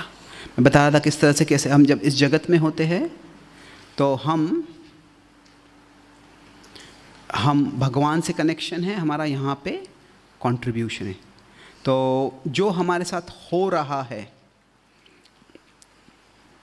जो भी हो रहा है, उसको हमें एक्सेप्ट करना है। जो भी होता है, फिर उसके बाद में we commit to some constructive course of action. और आखिरी है, टी है ट्रांसेंड, कि भगवान के साथ हमें जो संबंध जोड़ा है हमने, उसमें हमें एब्जॉर्ब होना है। तो प्रभुपाद जी का एक तरह से आर्किटेक्चरल कंट्रीब्यूशन जो था, वो था कि जो मंदिर बनाते हैं वो पूरा नहीं हो पाया। ये एक भौतिक दृष्टि से कह सकते हैं पूरा नहीं हो पाया। प्रभुपाद जी ने ही अपने शिष्यों के माध्यम से वो पूरा किया। That is a more complete vision. But फिर भी प्रभुपाद जी स्वयं उसे देख नहीं पाए। But Prabhupada was not attached कि अगर कृष्ण की इच्छा है तो ये होगा और मैं उसे देख पाऊंगा, कृष्ण की इच्छा नहीं है तो मैं देख नहीं पाऊंगा। पर ये मंदिर मेरा मंदिर नहीं है, ये कृष्ण का मंदिर है। ये आंदोलन मेरा आंदोलन नहीं है, कृष्ण का आंदोलन। कृष्ण के सेवा में मैं, प्रभुपाद वॉज वेरी इंपॉर्टेंट, हमारे फाउंडर आचार्य है, वो प्री एमिनेंट आचार्य है। पर प्रभुपाद जी को पूरा विश्वास था अगर मैं नहीं कर पाऊँ दूसरे लोग करेंगे ये। तो कभी कभी जब हमारे जीवन में कुछ हो नहीं रहा है, तो जो ये ट्रांसेंड का मतलब क्या है कि हम कुछ प्लान बनाते हैं, कुछ अंदर से हमें कुछ विकार है, उसके साथ संघर्ष करना है, बाहर से कुछ समस्या है, उनके साथ हमें संघर्ष करना है। तो ज़रूर हम कुछ योजना बना सकते हैं, हम कुछ कर सकते हैं, मैं ऐसे करूँगा वैसे करूँगा। But it is important that we hold our plans lightly and we hold our Lord tightly. Hold our plans lightly, hold our Lord tightly. कई बार क्या करते हैं हम, we hold our plans tightly and भगवान ये प्लान पूरा क्यों नहीं हो रहा है, भगवान को छोड़ देते। Hold our Lord lightly. जब अर्जुन कह रहे करिष्ये वचनम तव, अर्जुन क्या कर रहे हैं, भगवान मैं युद्ध कर रहा हूँ इसलिए नहीं कि मैं क्षत्रिय हूँ और मुझे युद्ध करना है, मैं युद्ध इसलिए कर रहा हूँ क्योंकि ये आपकी योजना है। तो वो कृष्ण को फर्मली पकड़ रहे हैं और जैसे भी युद्ध में आएगी चुनौतियाँ वो उसका सामना करेंगे। मयि आसक्त मनहा, हमें हमारा मन है भगवान से आसक्त बनाना है। So I summarise. Okay, I talked about 3 main points today. हम चर्चा कर रहे थे इस श्लोक के आधार पर कि किस तरह से जब हम इस भौतिक जगत में फंसे हुए हैं तो हमें इंटेलेक्चुअल ह्यूमिलिटी चाहिए। बुद्धि का लक्षण है कि हम सवाल पूछते हैं, पर हम सवाल पूछते हैं तो क्या है, which questions are important and answerable. कई सवाल हो सकते हैं जिनका जवाब नहीं हो सकता है शायद। हम देखा वो 4 क्वाड्रेंट्स देखें तो ask the questions that matter and questions that are answerable. तो जब इस तरह से हम देखते हैं तो उससे क्या होता है कि हम देखा कि जब इस जगत में दुख आता ही है तो अभी दुख क्यों आता है, मेक सेंस ऑफ सफरिंग और मेक सेंस इन सफरिंग। अभी कोई अगर फायर लग गया है, कहीं पे आग लग गई है, तो फॉरेस्ट फायर लग गया है तो, या बड़ा फायर लग गया है तो क्यों हुआ है समझने का प्रयास करो। पर क्यों नहीं समझ पाए तो उसको कैसे रोकना है उस पर फोकस करो। तो both questions are important. Why in terms of the cause and how in terms of the solution. तो अभी दोनों सवाल है महत्वपूर्ण है, पर हाउ जो है वो और महत्वपूर्ण है. और इसके सामने हम देखा कैसे दोनों कृष्ण गीता में और कृष्ण अर्जुन के साथ अभिमन्यु के मृत्यु के बाद में कैसे वो फोकस किस पे होता है कि अभी क्या करना है, जो हुआ है. कुछ को इस एसोटेरिक फ्लैशबैक कृष्ण अर्जुन को नहीं देते हैं. और हाउ के जवाब में है ने 3 पॉइंट देखे. ए वॉज वॉट? एक्सेप्ट. कि एक्सेप्ट की सफरिंग आएगा और वो एग्जैक्टली क्यों आ रहा है ये समझना कभी कभी मुश्किल होता है. कभी कभी हम समझ नहीं पाते हैं कि कभी कभी हमारे साथ बुरी चीज़ें होती है, कभी कभी हमारे द्वारा भी बुरी चीज़ें होती है. और हम जहाँ तक होते समझने का ज़रूर प्रयास करना चाहिए. ऐसे नहीं कि कुछ समझ नहीं सकते, पर एक्सेप्ट क्या सफरिंग होता है और cause can may be unknowable. और we cannot be sure. Unknowable कह सकते हैं अनश्योर. क्यों हुआ है ये, पर क्या है? Commit to a constructive course of action. Constructive action. जैसे हम प्रभुपाद जी, भारत में उनका प्रचार यशस्वी क्यों नहीं हुआ? कैसे कृष्ण की योजना थी, ओके. पर प्रभुपाद जी ने क्या देखा, कृष्ण की योजना है, तो प्रभुपाद जी ने सोचा कि हाँ क्या है, भारत पाश्चात्य देशों से बहुत इन्फैचुएटेड है. तो Srila Prabhupada decision to go to America. तो जो था हम यहाँ पे देख रहे थे किस तरह से हमें कुछ ना कुछ तो सकारात्मक कार्य करना ज़रूरी है. ये क्यों हो रहा है, क्यों हो रहा है ये बोल के कुछ फ़ायदा नहीं होता है. और जब सकारात्मक कार्य कर भी रहे हैं हम, तो तभी भी हमें we need to transcend by absorption. केवल हम भौतिक, केवल हम ये सोल्यूशन में ढूंढ रहा हूँ, पर हम कितना भी अच्छे इंटेंशंस का करेंगे शायद सब प्लान्स काम नहीं करेंगे. तो प्रभुपाद जी कृष्ण में एब्जॉर्ब थे. इसीलिए जब भले ही प्रभुपाद जी जुहू के इनॉग्रेशन को देख नहीं पाए इस व्यक्तिगत रूप में, मैनिफेस्ट फॉर्म में, अनमैनिफेस्ट फॉर्म में ज़रूर थे वो, पर तो उससे प्रभुपाद जी विचलित नहीं हुए. तो हमारे जीवन में जो हुआ है, जो हो रहा है, उसे स्वीकार करना है. हमें उसके साथ कुछ कल्टीवेट, कमिट करना है, और जो भगवान से ट्रांसेंड करके हमें एकाग्र रहना है. बहुत बहुत धन्यवाद. Hare Krishna. Are there any questions और comments? Yes, do we have a mic?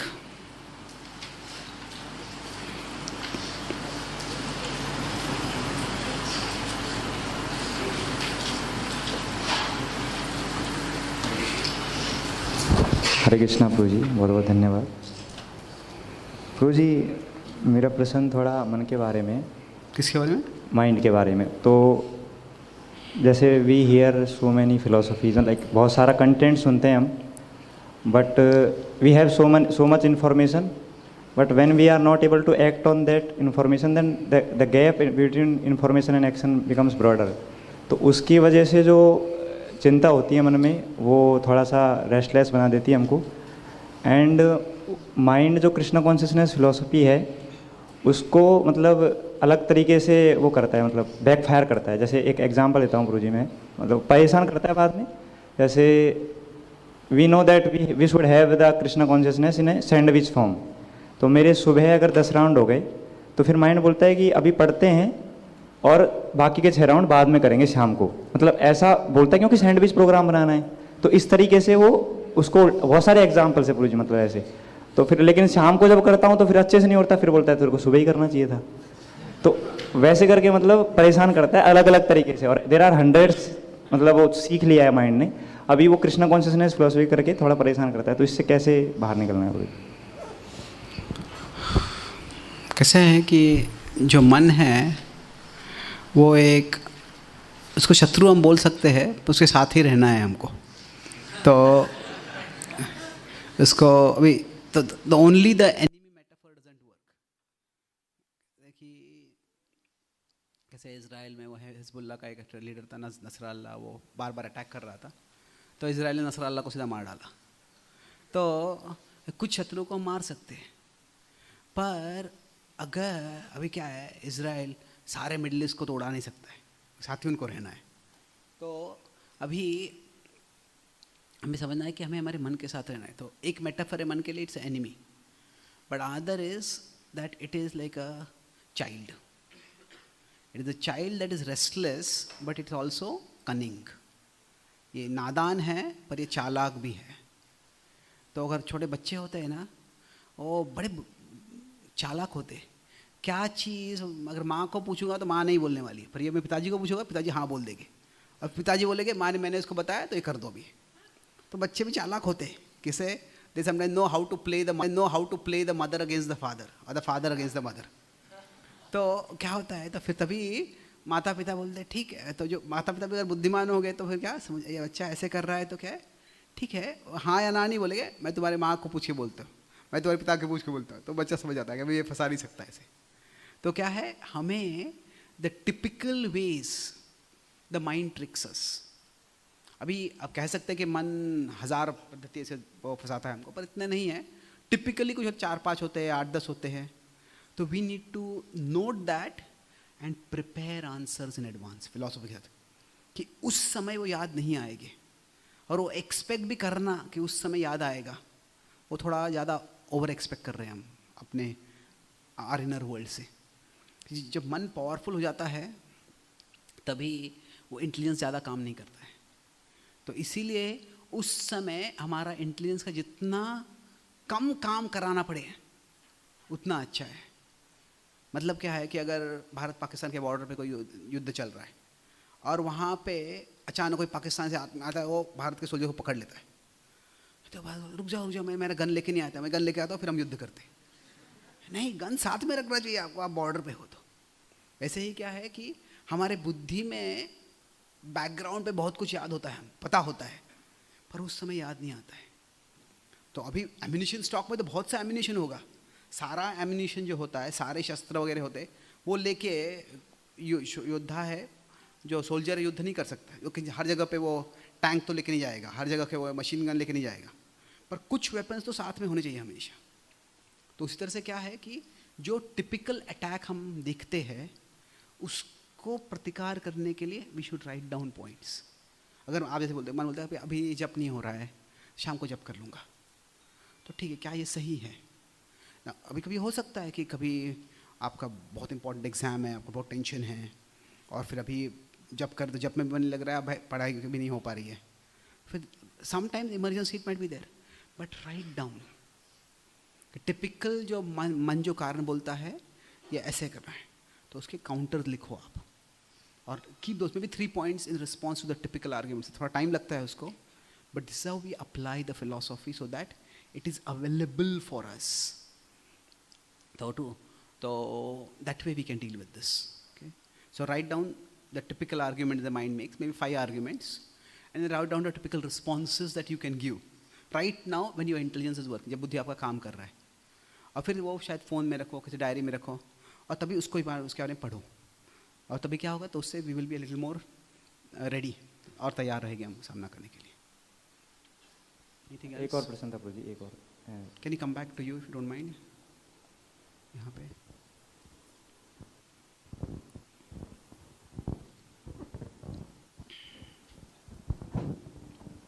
Hare Krishna भाई, थैंक यू सो मच भाई जी, आपने बहुत अच्छा एक्सप्लेन किया। वो अर्जुन वाला एग्जांपल मुझे बहुत अच्छा लगा कि एक बार भगवान ने बोल दिया, अभी बार बार वो पूछ नहीं रहा है कि अभी यहाँ बार बार ये बाण मारूँ ये मारूँ। तो प्रभु जी हमारे केस में क्या होता है कि जैसे हमें सीनियर कोई गाइड करते हैं ऐसा ऐसा करना है, और हम फील्ड में चले जाते हैं, फिर जो भी हमारा वर्क है उसमें चले जाते हैं, तो उस समय हमें याद नहीं रह पाता कि एक्चुअल में किस लिए बोले थे प्रभु जी हमारे सीनियर, और फिर वहाँ पर हमारी बुद्धि आ जाती है, बुद्धि लगाने लगते हैं कि शायद ऐसे सीनियर खुश हो सकते हैं। तो प्रभु जी मेरा ये क्वेश्चन था कि हम कैसे सीनियर की बातों को याद रख सकते हैं और उसको पीछे रख के अपने जो हमारे आप बुद्धि है मन है उसकी बात को पीछे रख के सीनियर की बात को ध्यान रख के वो आगे कर सकते हैं। इट्स नॉट दैट आसान नहीं है इतना, पर बेस्ट है कि try to have as much communication as possible. क्या होता है कि जो हम बताते हैं कि 3 लेवल्स ऑफ सर्वेंट्स होते हैं, कनिष्ठ मध्यम उत्तम। जो कनिष्ठ होते हैं जो बताया हुआ है वो भी नहीं करते हैं, जो मध्यम होता है वो बताया हुआ करते हैं, जो उत्तम होते हैं, जो बताया हुआ है करते हैं, पर बताया हुआ है उसका उद्देश्य क्या है वो समझते हैं और वो उद्देश्य को भी पूरा करते हैं। ये प्रभुपाद जी को उनको गुरुदेव ने बताया था कि आप पाश्चात्य देशों में जाके प्रचार करो। प्रभुपाद जी 1970 तक करते हैं वो, पर 1970 के बाद में प्रभुपाद जी मोस्टली इंडिया में रहते हैं। तो वहाँ पे एक लेक्चर है प्रभुपाद जी का, वो कहते कि मेरे गुरु महाराज चाहते थे कि मैं पाश्चात्य देश में प्रचार करूँ, मैंने वो किया है, मेरी इच्छा है कि भारत में प्रचार करूँ, भी आप मुझे मदद करो जैसे मैंने मेरे गुरु महाराज को सेवा की थी। तो क्या ये प्रभुपाद जी की इच्छा है, इंडिपेंडेंट इच्छा है? नहीं, प्रभुपाद सारे विश्व में प्रचार करते हैं और देखते हैं कि यहाँ पे मंदिर बनाए गए, वहाँ पे मंदिर बनाया अच्छा है, तो ये सारे भक्तों के लिए एक फाउंडेशन होना चाहिए जहाँ पे उनको इंस्पिरेशन मिलेगा, जहाँ पे उनको कंसोलिडेशन होगा, वो भारत में ही होगा। इसीलिए प्रभुपाद जी भारत में एनर्जी कॉन्सेंट्रेट करते हैं। तो भक्तिसिद्धांत ठाकुर का ये उद्देश्य नहीं था कि सिर्फ जाके प्रदेश में जाके प्रचार करो, यहाँ पे एक लेक्चर देखे आओ, वहाँ पे एक लेक्चर देखे आओ, हमें एक विश्वव्यापी आंदोलन बनाना है। तो इसलिए प्रभुपाद जी प्रचार करते कि मैं जो शिष्य है वो पाश्चात्य देशों में प्रचार करते रहेंगे, पर मैं वो प्रभुपाद जी भी ट्रैवल करते थे, पर प्रभुपाद जी ने अपना बेस इंडिया में बना लिया था। तो क्या है, जितना हम हमारे जो अथॉरिटी है, सीनियर्स है, उनको समझ सकते हैं, तो उससे क्या है, उनका उद्देश्य क्या है, हम समझने का प्रयास करेंगे। और फिर ठीक है, अगर ऐसी परिस्थिति आती है जब हमें कुछ डिसीजन लेना होता है, तो ऐसे हो सकता है कि हम वो डिसीजन अच्छी तरह से लेंगे। So try to hear from them, try to communicate with them, try to understand them. और कभी कभी गलती हो सकती है, पर धीरे धीरे अगर हम बेसिकली मध्यम के स्तर पे भी कार्य करते रहेंगे, मतलब जो बताया है वो करते रहेंगे, तो सीनियर्स का भी हम पे ट्रस्ट और बढ़ेगा, और फिर वो और हमको समय देंगे और स्पष्टीकरण देंगे, और फिर हम भी उनका जो मूड है, उनका जो मिशन है, वो अच्छे से समझ पाएंगे, और फिर हम उत्तम के स्तर पे आ सकते हैं। प्रभु जी, अक्सर क्या होता है कि जैसे सीनियर कुछ बोलते हैं तो हमारे माइंड को या हमें जो बॉडी को जो अच्छा लगता है वही वही करते हैं, बाकी को छोड़ते रहते हैं, तो उस केस में क्या कर सकते हैं? कैसे है कि इसमें तो ये स्वाभाविक ही है एक तरह से। क्या है कि हमें बहुत कुछ बताया जाता है, कुछ हमें शायद अच्छा ही लगता है, कुछ हमें लगता है कि संभव नहीं है मेरे लिए, तो फिर ऐसे थोड़ा अगर कम्युनिकेशन अच्छा होगा तो हम बता सकते हैं कि ये मुझे लगता नहीं, मुझे प्रैक्टिस में कर पाऊँगा, ये शायद बोलेगा ज़रूर जी तुमको करना ही पड़ेगा, ये बहुत महत्वपूर्ण है। तो फिर हम प्रयास कर सकते हैं। अभी जैसे ध्रुव महाराज जो बालक होते हैं, अभी ध्रुव, वो नारद मुनि से मिलते हैं, नारद मुनि बोलते हैं तुम्हें अपमान हो गया तुम्हारा, छोटी सी बात, तुम बच्चे हो, घर चले जाओ, और तुम ऋषि मुनि, तुम अगर बहुत आध्यात्मिक प्रगतिशील हो तो तुम अपमान को बुरा नहीं मानोगे, चले जाओ घर पे। तो वो उसका जवाब देते हैं, वो ध्रुव कहते हैं कि आप जो बोल रहे सत्य है, पर ये मेरे लिए मेरी क्षमता के परे है, ये मैं ये नहीं कर सकता। और नारद उनकी बात को स्वीकार करते हैं, ठीक है तुम ये नहीं कर सकते हो तो तुम ये करो। तो इसीलिए वी विल ऑल सिलेक्ट, ये स्वाभाविक ही है। हमको बहुत से आदेश मिलते हैं, हम कुछ उसको प्रायोरिटी देते हैं, कुछ प्रायोरिटी नहीं देते हैं, पर ये स्वाभाविक ही है। पर अगर हमारे जो अथॉरिटीज़ हैं, अगर हमारे जो गाइड्स हैं, वो किसी चीज़ पे बहुत जोर दे रहे हैं और हम वो करते ही नहीं बिल्कुल, तो फिर वो सही नहीं है। हम करने का प्रयास करते हैं और वो अगर यशस्वी नहीं होता है तो फिर हमको बता सकते हैं मैंने ये किया पर ये नहीं हो पाया, उसके हाथ में नहीं ये भी कर दिया। So try to have communication, थोड़े क्वेश्चंस पूछ सकते हैं, रिपोर्ट दे सकते हैं, और हम सिलेक्ट करना ये बुरी बात नहीं है, पर if that selection is disregarding or neglecting or rejecting something which they have emphasized, तो वो प्रॉब्लम है। जैसे मुझे प्रभुपाद जी के शिष्य बताया था कि प्रभुपाद जी जो ग्रंथ है वो it's like a treasure mine. कोई ऐसे जगह होती है जहाँ पे बहुत से सोना है या जेवर ज्वेल्स है जो ज़मीन में गड़े हुए हैं, तो उसमें से कोई भी हम एक इंस्ट्रक्शन उठा सकते हैं, और अगर वो हमारे जीवन में हम उतार लेंगे तो फिर वो हम हमारा जीवन यशस्वी बना सकते हैं। पर अभी शायद हम कुछ भी कर सकते हैं, उनमें से अनेक सेवाएं हैं, पर अगर हमारे जो गाइड्स है हमसे अपेक्षा करें ये सेवा करें, तो हमें वो करने का प्रयास तो करना चाहिए और रिपोर्ट करना चाहिए उसके बाद। Thank you. यस माता जी, बिहाइंड।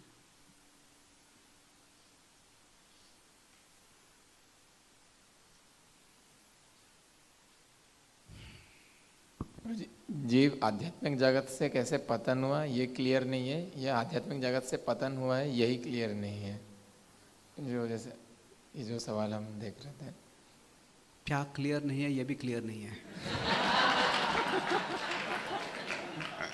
Next question.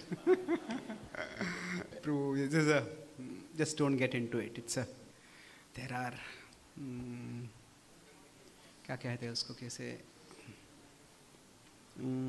जब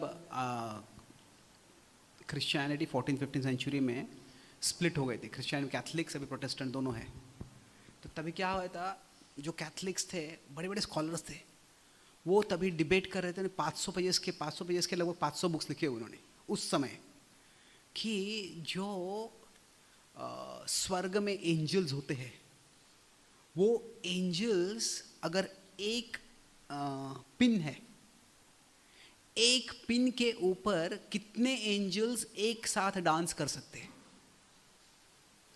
अबे ये एक बहुत बड़ा फिलोसॉफिकल क्वेश्चन हो गया था. एक तो हेवन है, हेवन में एंजल्स है, उस पे पिन है, उस पे पिन पे डांस करने की जरूरत क्या है? I am not making fun of Christianity per se, बहुत बुद्धिमान क्रिश्चियन फिलोसोफर्स भी हुए हैं. मेरा पॉइंट ये है कि कभी कभी हम इतने टेक्निकल चीज़ों में इतना फंस जाते हैं कि जो इम्पोर्टेंट है वो भूल जाते हैं. आजकल के समाज में अभी इतनी सारी समस्याएं हैं कि बड़े बड़े बहुत सी समस्या है. लोग आत्महत्या कर रहे हैं, लोग व्यसनों में फंस रहे हैं, एक धार्मिक स्तर पे संकीर्णवाद है, उससे अत्याचार हो रहा है. जो लेफ्टिस्ट लोग हैं, पूरा जो इकोसिस्टम है उसको उनका क्रिएट करके पूरा इन्फॉर्मेशन को दबा रहे हैं. एंटी वैदिक नैरेटिव्स है इतने सारे.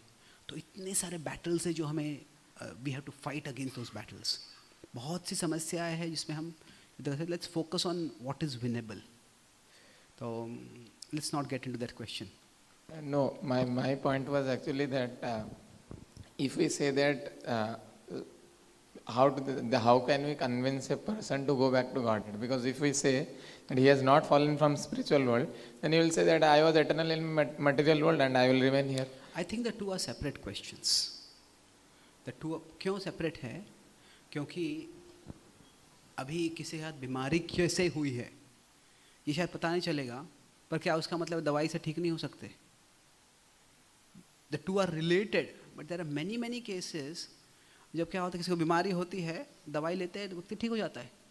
पर बीमारी क्या होती है, अगर मेडिकल फाइल्स में देखते हैं तो बीमारी क्या थी वो गेस करते हैं कई बार. तो I don't think the two are necessarily related. कई बार कोई अग्नि लग गई है तो अग्नि को बुझा दिया हमने, और वो बाद में थोड़ा रिकॉग्नाइजेंस करते हैं क्यों है अग्नि, पर कई बार ऐसा होता है कि we couldn't find out the cause. तो basically we should see that even in this world, forget the other world, in this world itself, इस जगत में भी अगर हम कृष्ण भावना के प्रिंसिपल के साथ जी रहे हैं तो actually our life is much better, और will be more not just peaceful, will be more purposeful. हमारा जीवन और अर्थपूर्ण होगा. तो फिर वो अगर इस जगत में ही अगर कृष्ण भावना से हमारे जीवन की क्वालिटी और बढ़ रही है तो वही आगे क्यों नहीं कंटिन्यू होगा? वही अगर हम शास्त्र पढ़ते हैं ये स्पष्ट होता है कि भगवान चाहते हैं हम भक्ति करें, भगवान सब जीवों के हित चिंतक है. तो Krishna has no reason to keep us away from him if we want to be with him. अगर हम कृष्ण को दिखाते हैं कि हम उनके साथ आना चाहते हैं तो कृष्ण को हमें दूर रखने का कोई कारण नहीं है. तो इसलिए आई थिंक बलदेव विद्याभूषण गोविंद भाष्य के एक सेक्शन में 4 कारण देते हैं वो, कि how can we be sure that we will not, हम भगवान के पास जाएंगे तो वापस बंधन में कैसे नहीं फंसेंगे. तो एक कारण बताए शास्त्रों का एश्योरेंस है. वो कहते हैं कई जगह पे भगवान बताते हैं यद गत्वा न निवर्तन्ते. तो scriptural assurance is one thing. Second thing वो बोलते हैं कि जो है हमारा पर्सनल एक्सपीरियंस है, कि हमने अनुभव किया है कृष्ण भावना के बिना कैसे जीवन होता है, कृष्ण भावना का जीवन कैसे होता है. भगवान गीता में बताया आत्मा उपमेय सर्वत्र समम पश्यति Arjun. So scriptural testimony, our personal experience. Third वो कहते हैं कि जो आचार्यों के एश्योरेंसेस है, भगवान का शास्त्र में एश्योरेंस है. तीसरा है आचार्यों का एश्योरेंस. और चौथा है वो basic, it is the principal of love. अगर भगवान प्रेम करते हैं और कोई बच्चा, अगर बच्चे माता पिता से बिछड़ गया है, बच्चा अपने माता पिता के पास वापस आ जाता है, तो माता पिता क्यों नहीं स्वीकार करे? शायद कोई माता पिता यहाँ पे इस जगत में नैरो माइंडेड हुए स्वीकार नहीं करेंगे, पर भगवान ऐसे नहीं है. It's a basic principle of love. तो I found that those 4 reasons are quite persuasive. माता जी पीछे एक सवाल था आपका. मेरा फोकस इसमें वो जीव फॉल पे नहीं था. मेरा फोकस इसमें था कि इन ऑल सिचुएशंस कौन सा क्वेश्चन कंस्ट्रक्टिव है. अभी प्रभुपाद जी ने खुद देखा कि गौड़िया मठ कैसे, क्या हो गया उसका. एंड प्रभुपाद को ऑब्सेस्ड ऑन दैट. और मेरे गुरुदेव तो मुझसे ज़्यादा शुद्ध है, उन्होंने आंदोलन बनाया, उनका आंदोलन टूट गया, तो मेरा आंदोलन बनाऊंगा वो भी टूट जाएगा, क्या फ़ायदा है उसको आंदोलन बनाने का. That is not a constructive way of functioning. Prabhupada ji ने देखा कि वहाँ पे प्रभुपाद जी ने अपना एनालिसिस किया. प्रभुपाद जी ने सोचा कि मेरे गुरुदेव ने बताया था कि आप एक ऑर्गेनाइजेशन बनाओ, एक सक्सेसर नहीं होगा, एक प्रॉपर ऑर्गेनाइजेशन बनाओ और आप सब कोऑपरेटिवली काम करो. तो प्रभुपाद जी ने वो जो सीखा वो खुद इम्प्लीमेंट किया और 1970s में उन्होंने GBC बना दिया तभी. सो मेरा पॉइंट ये है कि if we keep asking the questions that are not constructive, तो वी वेस्ट आवर टाइम. तो भक्तिविनोद ठाकुर जब जब गौड़िया वैष्णव के बारे में पढ़ना चाहते थे, तब उनको चैतन्य चरितामृत नहीं मिल रहा था. वे बोल सकते थे, अरे अगर ये इतना महत्वपूर्ण ग्रंथ है तो इसको किसने संभाल के क्यों नहीं रखा है, और ये मिल नहीं रहा है, किसका मतलब किसी संभाल के नहीं रखा है, इसका मतलब ये महत्वपूर्ण ग्रंथ होगा ही नहीं, तो क्यों ढूंढने का प्रयास करना है. पर नहीं, उन्होंने सोचा कि मुझे बाकी वैष्णव ने बताया कि महत्वपूर्ण ग्रंथ है, मैं ढूंढूंगा. और फिर उन्होंने देखा क्या अभी वो क्यों घूम गया था. चैतन्य भागवत था, क्योंकि चैतन्य भागवत जो था ना इतना फिलोसॉफिकल नहीं है, तो लोगों ने उसको प्रिजर्व करके रखा था. पर चैतन्य चरितामृत काफ़ी फिलोसॉफिकल है, तो इसीलिए ज़्यादा प्रिजर्व नहीं हुआ था वो, पर उनको मिला और से वेरी ट्रांसफॉर्मेटिव. तो हर परिस्थिति में अनेक सवाल हमारे मन में आ सकते हैं. तो which is the constructive question. 7th canto के एक पर्पण में प्रभुपाद जी कहते हैं कि we should always be healthy and stout in mind and intelligence to identify the goal of life amid a life full of problems. जीवन में बहुत समस्याएं हो सकती है, ये समस्या कैसे हल करना है, वो समस्या का हल कैसे करना है, वो समस्या का हल कैसे करना है, वो सब हम सोच सकते हैं. But what should be our focus, वो it's almost like in a war battle. A war is won not just by winning every battle. War is won by deciding which battle is the most important to fight and winning that battle. अभी जब युद्ध जीतना होता है, तो मान लीजिए भारत और पाकिस्तान के साथ युद्ध चल रहा है, तो शायद पाकिस्तान गुजरात के समय यहाँ पे अटैक करता है, पंजाब के यहाँ पे अटैक करता है, हिमाचल जम्मू कश्मीर के यहाँ पे अटैक करता है. तो अभी सब जगह पे हमें युद्ध करना है, पर कौन सा सबसे ज़्यादा महत्वपूर्ण है. जो 1971 में हम जीते, तो क्या किया हमने, we attacked and we reached Islamabad. Karachi conquer कर लिया, फिर इस्लामाबाद तक पहुँच गए. तो क्या है, एक तरह से इंडिया पाकिस्तान के युद्ध में पाकिस्तान हमसे ज़्यादा वल्नरेबल है, क्योंकि इंडिया का कैपिटल काफ़ी अंदर है. पाकिस्तान को दिल्ली तक पहुंचना बहुत मुश्किल है, पर इंडिया को कराची और इस्लामाबाद तक पहुंचना काफ़ी आसान है. तो वहाँ पे जब हमने अटैक किया, वो जब वॉर जीत लिया, तो पाकिस्तान ने तभी सरेंडर कर दिया. तो इसलिए क्या है कि which battle we should be fighting, ये समझना बुद्धि का लक्षण है. Otherwise we keep fighting battles that are not very worthwhile and then we lose the battles which we could have won. Okay, yes mummy. Hare Krishna.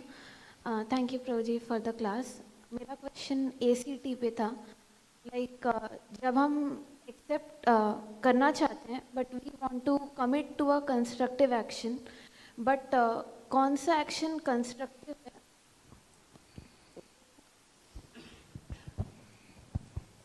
हरे कृष्णा. सो कौन सा action constructive है, वो हम कैसे समझ सकते हैं? लाइक बिकॉज हम एक्सेप्टेंस के लेवल पे कॉज पे जाने की कोशिश करते हैं, because the problem has happened through us. So we are trying to know, so we don't commit that, don't do that mistake again. And in that we are trapped between acceptance and commitment, and कुछ constructive नहीं हो पाता. So कैसे पता करें कि जो action हम करना चाहते हैं वो constructive है, and we don't recommit whatever mistakes happen through us. कैसे है कि कोई भी इवेंट होता है, तो कोई भी एक इवेंट है तो उसके अनेक कारण हो सकते हैं. अरे मान लीजिए साउंड सिस्टम काम नहीं कर रहा था आज, तो इसका कारण ये हो सकता था कि ये माइक खराब है. ये एक एक्सप्लेनेशन है. दूसरा एक्सप्लेनेशन हो सकता है कि शायद इस हॉल का अकॉस्टिक्स खराब है, या उस हॉल का अकॉस्टिक्स जो है ये इस साउंड सिस्टम से कंपैटिबल नहीं है. तीसरा हो सकता है कि शायद यहाँ पे पावर सप्लाई में स्पाइक्स आ रहे हैं. चौथा हो सकता है, अच्छा बहुत कुछ हो सकता है, पर एक और बहुत बड़ा कारण हो सकता है ना कि शायद भगवान की इच्छा है मैं क्लासेस न दूं. तो अभी इसमें से कौन सा सही है? अभी क्या है कि हमें हमारे बुद्धि का इस्तेमाल करके we see what is workable. अगर कोई बोलता है, ऐसे प्रभुपाद जी बोल सकते थे शायद भगवान की इच्छा है कि मैं वृंदावन में रहूं, ग्रंथ लिखूं, शायद अगले पीढ़ियों में कोई पढ़ लेगा ग्रंथ. प्रभुपाद जी ने ऐसे नहीं सोचा. तो प्रभुपाद जी देखा क्या कर सकता हूँ मैं यहाँ. सो लाइफ में कभी गारंटी नहीं होता हमको कि जो हमने डायग्नोसिस किया है, जो हम समझे हैं वो सत्य है. That's why we have senior devotees we can consult. हम शास्त्र पढ़ते हैं, पर उसके बाद में भी हमें फैसला करना होता है. और we can have some parameters. कैसे होता है कि मेरे बुद्धि के स्तर पे कि मैं समझाऊँ कि this may not be the only, मैं बोला एक मूलिक न्याय गलत है, नॉट नेसेसरी कर दे, generally it tends to be wrong. तो हर एक चीज़ के अनेक कारण हो सकते हैं. तो अभी उसमें से कौन सा कारण महत्वपूर्ण है या कौन से कारण के बारे में मैं कुछ कर सकता हूँ, वो हमारे बुद्धि के स्तर पे हमें वरिष्ठ भक्तों कंसल्ट करके फैसला करना है. और फिर उसके आधार पर हम भी डिसाइड, ठीक है मैं ये करूँगा. और वो ट्राई कर सकते हैं. We can decide a finite amount of time, 3 months, 6 months, 1 year, मैं ये ट्राई करूँगा. अगर वो नहीं होता है तो फिर we decide I will try something else. तो जो अगर हम भक्तिविनोद ठाकुर का जीवन देखते हैं तो you know he tried various things. काफ़ी चीज़ों में वो यशस्वी हुए, पर कभी वो पुरी में थे, कभी वो वृंदावन के पास में उनका पोस्टिंग था, कभी बंगाल में पोस्टिंग था. जहाँ पे पोस्टिंग होता था वहाँ पे वो अलग, वो सरकार में काम कर रहे थे तो वहाँ पे वो अलग अलग प्रकल्प लिया करते थे. और समवेयर सक्सेसफुल, समवेयर नॉट. सम में कुछ में बहुत सक्सेस मिल गया, उनका फेम बढ़ गया. किसी में ऐसे हुआ कि उनको कुछ समस्या आ गई, तो फिर उनका जो पुत्र थे भक्तिसिद्धांत ठाकुर, उन्होंने कुछ किसी एक बाबा जी के खिलाफ बहुत स्ट्रांगली बोल दिया. और फिर वो सारे उनके जो फॉलोअर्स थे वो भक्तिविनोद ठाकुर के खिलाफ आ गए उस समय. और भक्तिविनोद ठाकुर गवर्नमेंट में थे, तो क्या हुआ, वो पूरा गवर्नमेंट और रिलीजन ऐसा वो बहस होने लग गया. भक्तिविनोद ठाकुर ने, प्रभुपाद जी ने भक्तिविनोद ठाकुर ने भक्तिविनोद ठाकुर से कहा कि आप यहाँ पे से अभी मायापुर चले जाओ कुछ समय के लिए. तो नाउ क्या कि अलग अलग चीज़ें ट्राई करनी पड़ी उनके. We see what works. So in some ways क्या है कि हमारे बुद्धि को इस्तेमाल करके हम फैसला करते हैं कि ये मुझे करना है. और कुछ पैरामीटर्स रख सकते हैं हम कि मैंने ये विचार किया था और इस आधार पर मैंने ये किया है, तो ये ऐसे सत्य हुआ, नहीं हुआ. नहीं हुआ तो अभी करने की ज़रूरत नहीं है. जो भक्तिविनोद ठाकुर ने एक ग्रंथ लिखा, चैतन्य, क्या था उसका नाम, कृष्ण संहिता. और वो खास करके जो बहुत ही साइंटिफिक लोग थे, साइंटिफिक रैशनल लोग थे, उनको समझाने के लिए किताब लिखा था. पर वो किताब से बहुत कंट्रोवर्सी हो गया. ये लोग तुमने ऐसे कैसे बोला, तुमने ऐसे कैसे बोला, ऐसे कैसे बोला. तो उन्होंने समझाने का प्रयास किया, पर बाद में देखा कि ये लोग समझ नहीं रहे हैं. न तो जिनके लिए वो किताब लिखा था वो लोग ज़्यादा किताब पढ़ के उसको सराहना नहीं कर रहे. जो ट्रेडिशनलिस्ट थे वो उनकी बहुत निंदा कर रहे हैं. तो उनके बायोग्राफी में लिखते हैं, no one understood the purpose of this book, it created lot of controversy. पर ये किसके लिए लिखा था कैसे समझ. तो उन्होंने फैसला किया कि देखिए इसमें कुछ काम नहीं है. तो he didn't right books like that afterwards. तो कैसे कि हमें हमारी बुद्धि जिस हद तक चलती है, जितना हम शुद्धिकरण कर सकते हैं भक्ति करके, हम गाइडेंस ले सकते हैं भक्तों का संग से, उसके बाद में हमें फैसला करना है. And sometimes some things work, sometimes things don't work, then we move on. Okay, तो accept before that just conclude, acceptance और जो कमिटमेंट जो है, ऐसे नहीं है कि एक चीज़ को एक्सेप्ट किया तो ज़िंदगी भर उसको एक्सेप्ट ही करना है. यू कुड डिसाइड, ठीक है मैं यहाँ पे सेवा कर रहा हूँ पर यहाँ पे मुझे सपोर्ट नहीं मिल रहा है, ऐसे हो रहा है वैसे हो रहा है, तो क्या यहाँ भी मुझे सेवा करना चाहिए? ठीक है मैं यहाँ पे ही मैं 6 महीने के लिए 1 साल के ये डिपार्टमेंट में सेवा कर रहा हूँ, let's see how it goes. अगर फिर भी बहुत अपोजिशन हो रहा है तो फिर ठीक है, भी स्वीकार करते हैं कि ये नहीं हो रहा है काम.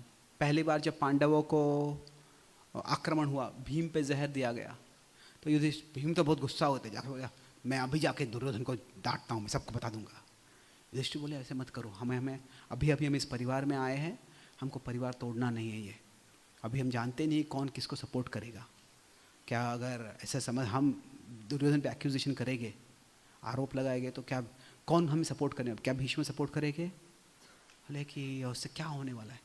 बोले अभी हम चौकन्ने रहेंगे, हम कुछ इसके बारे में करेंगे नहीं. तो दैट वाज अ कोर्स ही टुक. पर उससे क्या हो गया, और कि उसको थोड़ा ईर्ष्या हो रहा है, will keep a low profile ताकि उसका ईर्ष्या और न बढ़े. उसका ईर्ष्या और बढ़ते गया. तो दूसरी बार क्या किया उन्होंने, वो वहाँ से जब उन्होंने जलाने का प्रयास कर दिया उनको, वो बच गए, पर तभी वो तुरंत कौरव के राज्य में नहीं गए. अच्छा कि इतना बड़ा षड्यंत्र बनाया है तो ज़रूर उनका सपोर्ट काफ़ी होगा उसके लिए. बोले कि तुरंत हम नहीं जाएंगे वहाँ पे. सो वो वहाँ से निकल गए और वहाँ से दूर चले गए, दूर रहे, और जब तक वो स्ट्रांग नहीं बने. द्रौपदी से विवाह हो गया तो उसके बाद स्ट्रांग बन गए वो. तो basically whenever there are problems,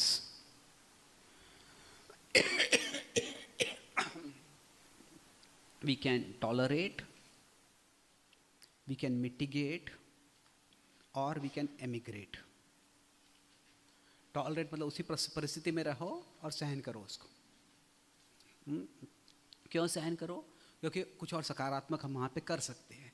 हर परिस्थिति में कुछ ना कुछ तो समस्या होती है, तो उसको सहन कर लो. तो जैसे पहली बार जब भीम का पॉइजनिंग हुआ, उसके बाद में पांडवों ने टॉलरेट किया. जब जो हाउस ऑफ लैक वहाँ पे जब हुआ, तब उन्होंने उसको एमिग्रेट कर, चलो यहाँ से दूर चले जाते हैं. वहाँ पे भी बाद में उनको बुलाया गया वापस, और फिर उनको राज्य दिया. वो हस्तिनापुर से दूर एक जंगल दे दिया उन्होंने. पांडव स्वीकार कर लिया, ठीक है वहाँ पे जाके हम उसको वहाँ पे बढ़ा देते हैं. तो दे एमिग्रेटेड. पर जब द्रौपदी का वस्त्रहरण हुआ, वस्त्रहरण नहीं हुआ, वस्त्रहरण करने का प्रयास हुआ, तो उसके बाद फिर वनवास से आने के बाद उन्हें कृष्ण को अरेस्ट करने का प्रयास किया. तो पांडवों ने कहा दिस इज इनफ. तब फिर उन्होंने मिटिगेट किया. तो तभी उन्होंने कहा कि इसको अभी सज़ा ही देनी है. तो हमें अलग अलग पद्धतियाँ है जो इस्तेमाल कर सकते हैं. कौन सी पद्धति हमें करनी है, और कौन सा कंस्ट्रक्टिव, कौन से परिस्थिति में पता नहीं है हमको. हमें देश काल पात्र के अनुसार देखना होता है, हमारी बुद्धि इस्तेमाल करके. जब प्रभुपाद जी वो गोपाल अग्रवाल के घर में रह रहे थे, तो उनके फ्रिज में ही वो मांस रखा करते थे, बीफ रखा करते थे. सैली अग्रवाल जानती थी, वो कहते स्वामी जी सॉरी मेरे पास एक ही फ्रिज है, मैं कुछ नहीं कर सकता. Prabhupada ji think nothing about it, tolerate किया प्रभुपाद जी. किसी इस्कॉन मंदिर के फ्रिज में ऐसा कोई आता था तो क्या प्रभुपाद टॉलरेट करते थे? प्रभुपाद नरसिंहदेव के अवतार में आ जाते थे. तो जब झांसी में उनका मंदिर नहीं बन रहा था, तो प्रभुपाद जी क्या किया, ठीक है झांसी इतना बड़ा शहर नहीं है, यहाँ पे लोग भी इतने सीरियस नहीं है, एमिग्रेट कर लिया. पर जब जुहू में मंदिर नहीं बन रहा था, तो तभी प्रभुपाद जी ने एमिग्रेट किया नहीं. तभी क्या क्या किया उन्होंने? मिटिगेट किया वो.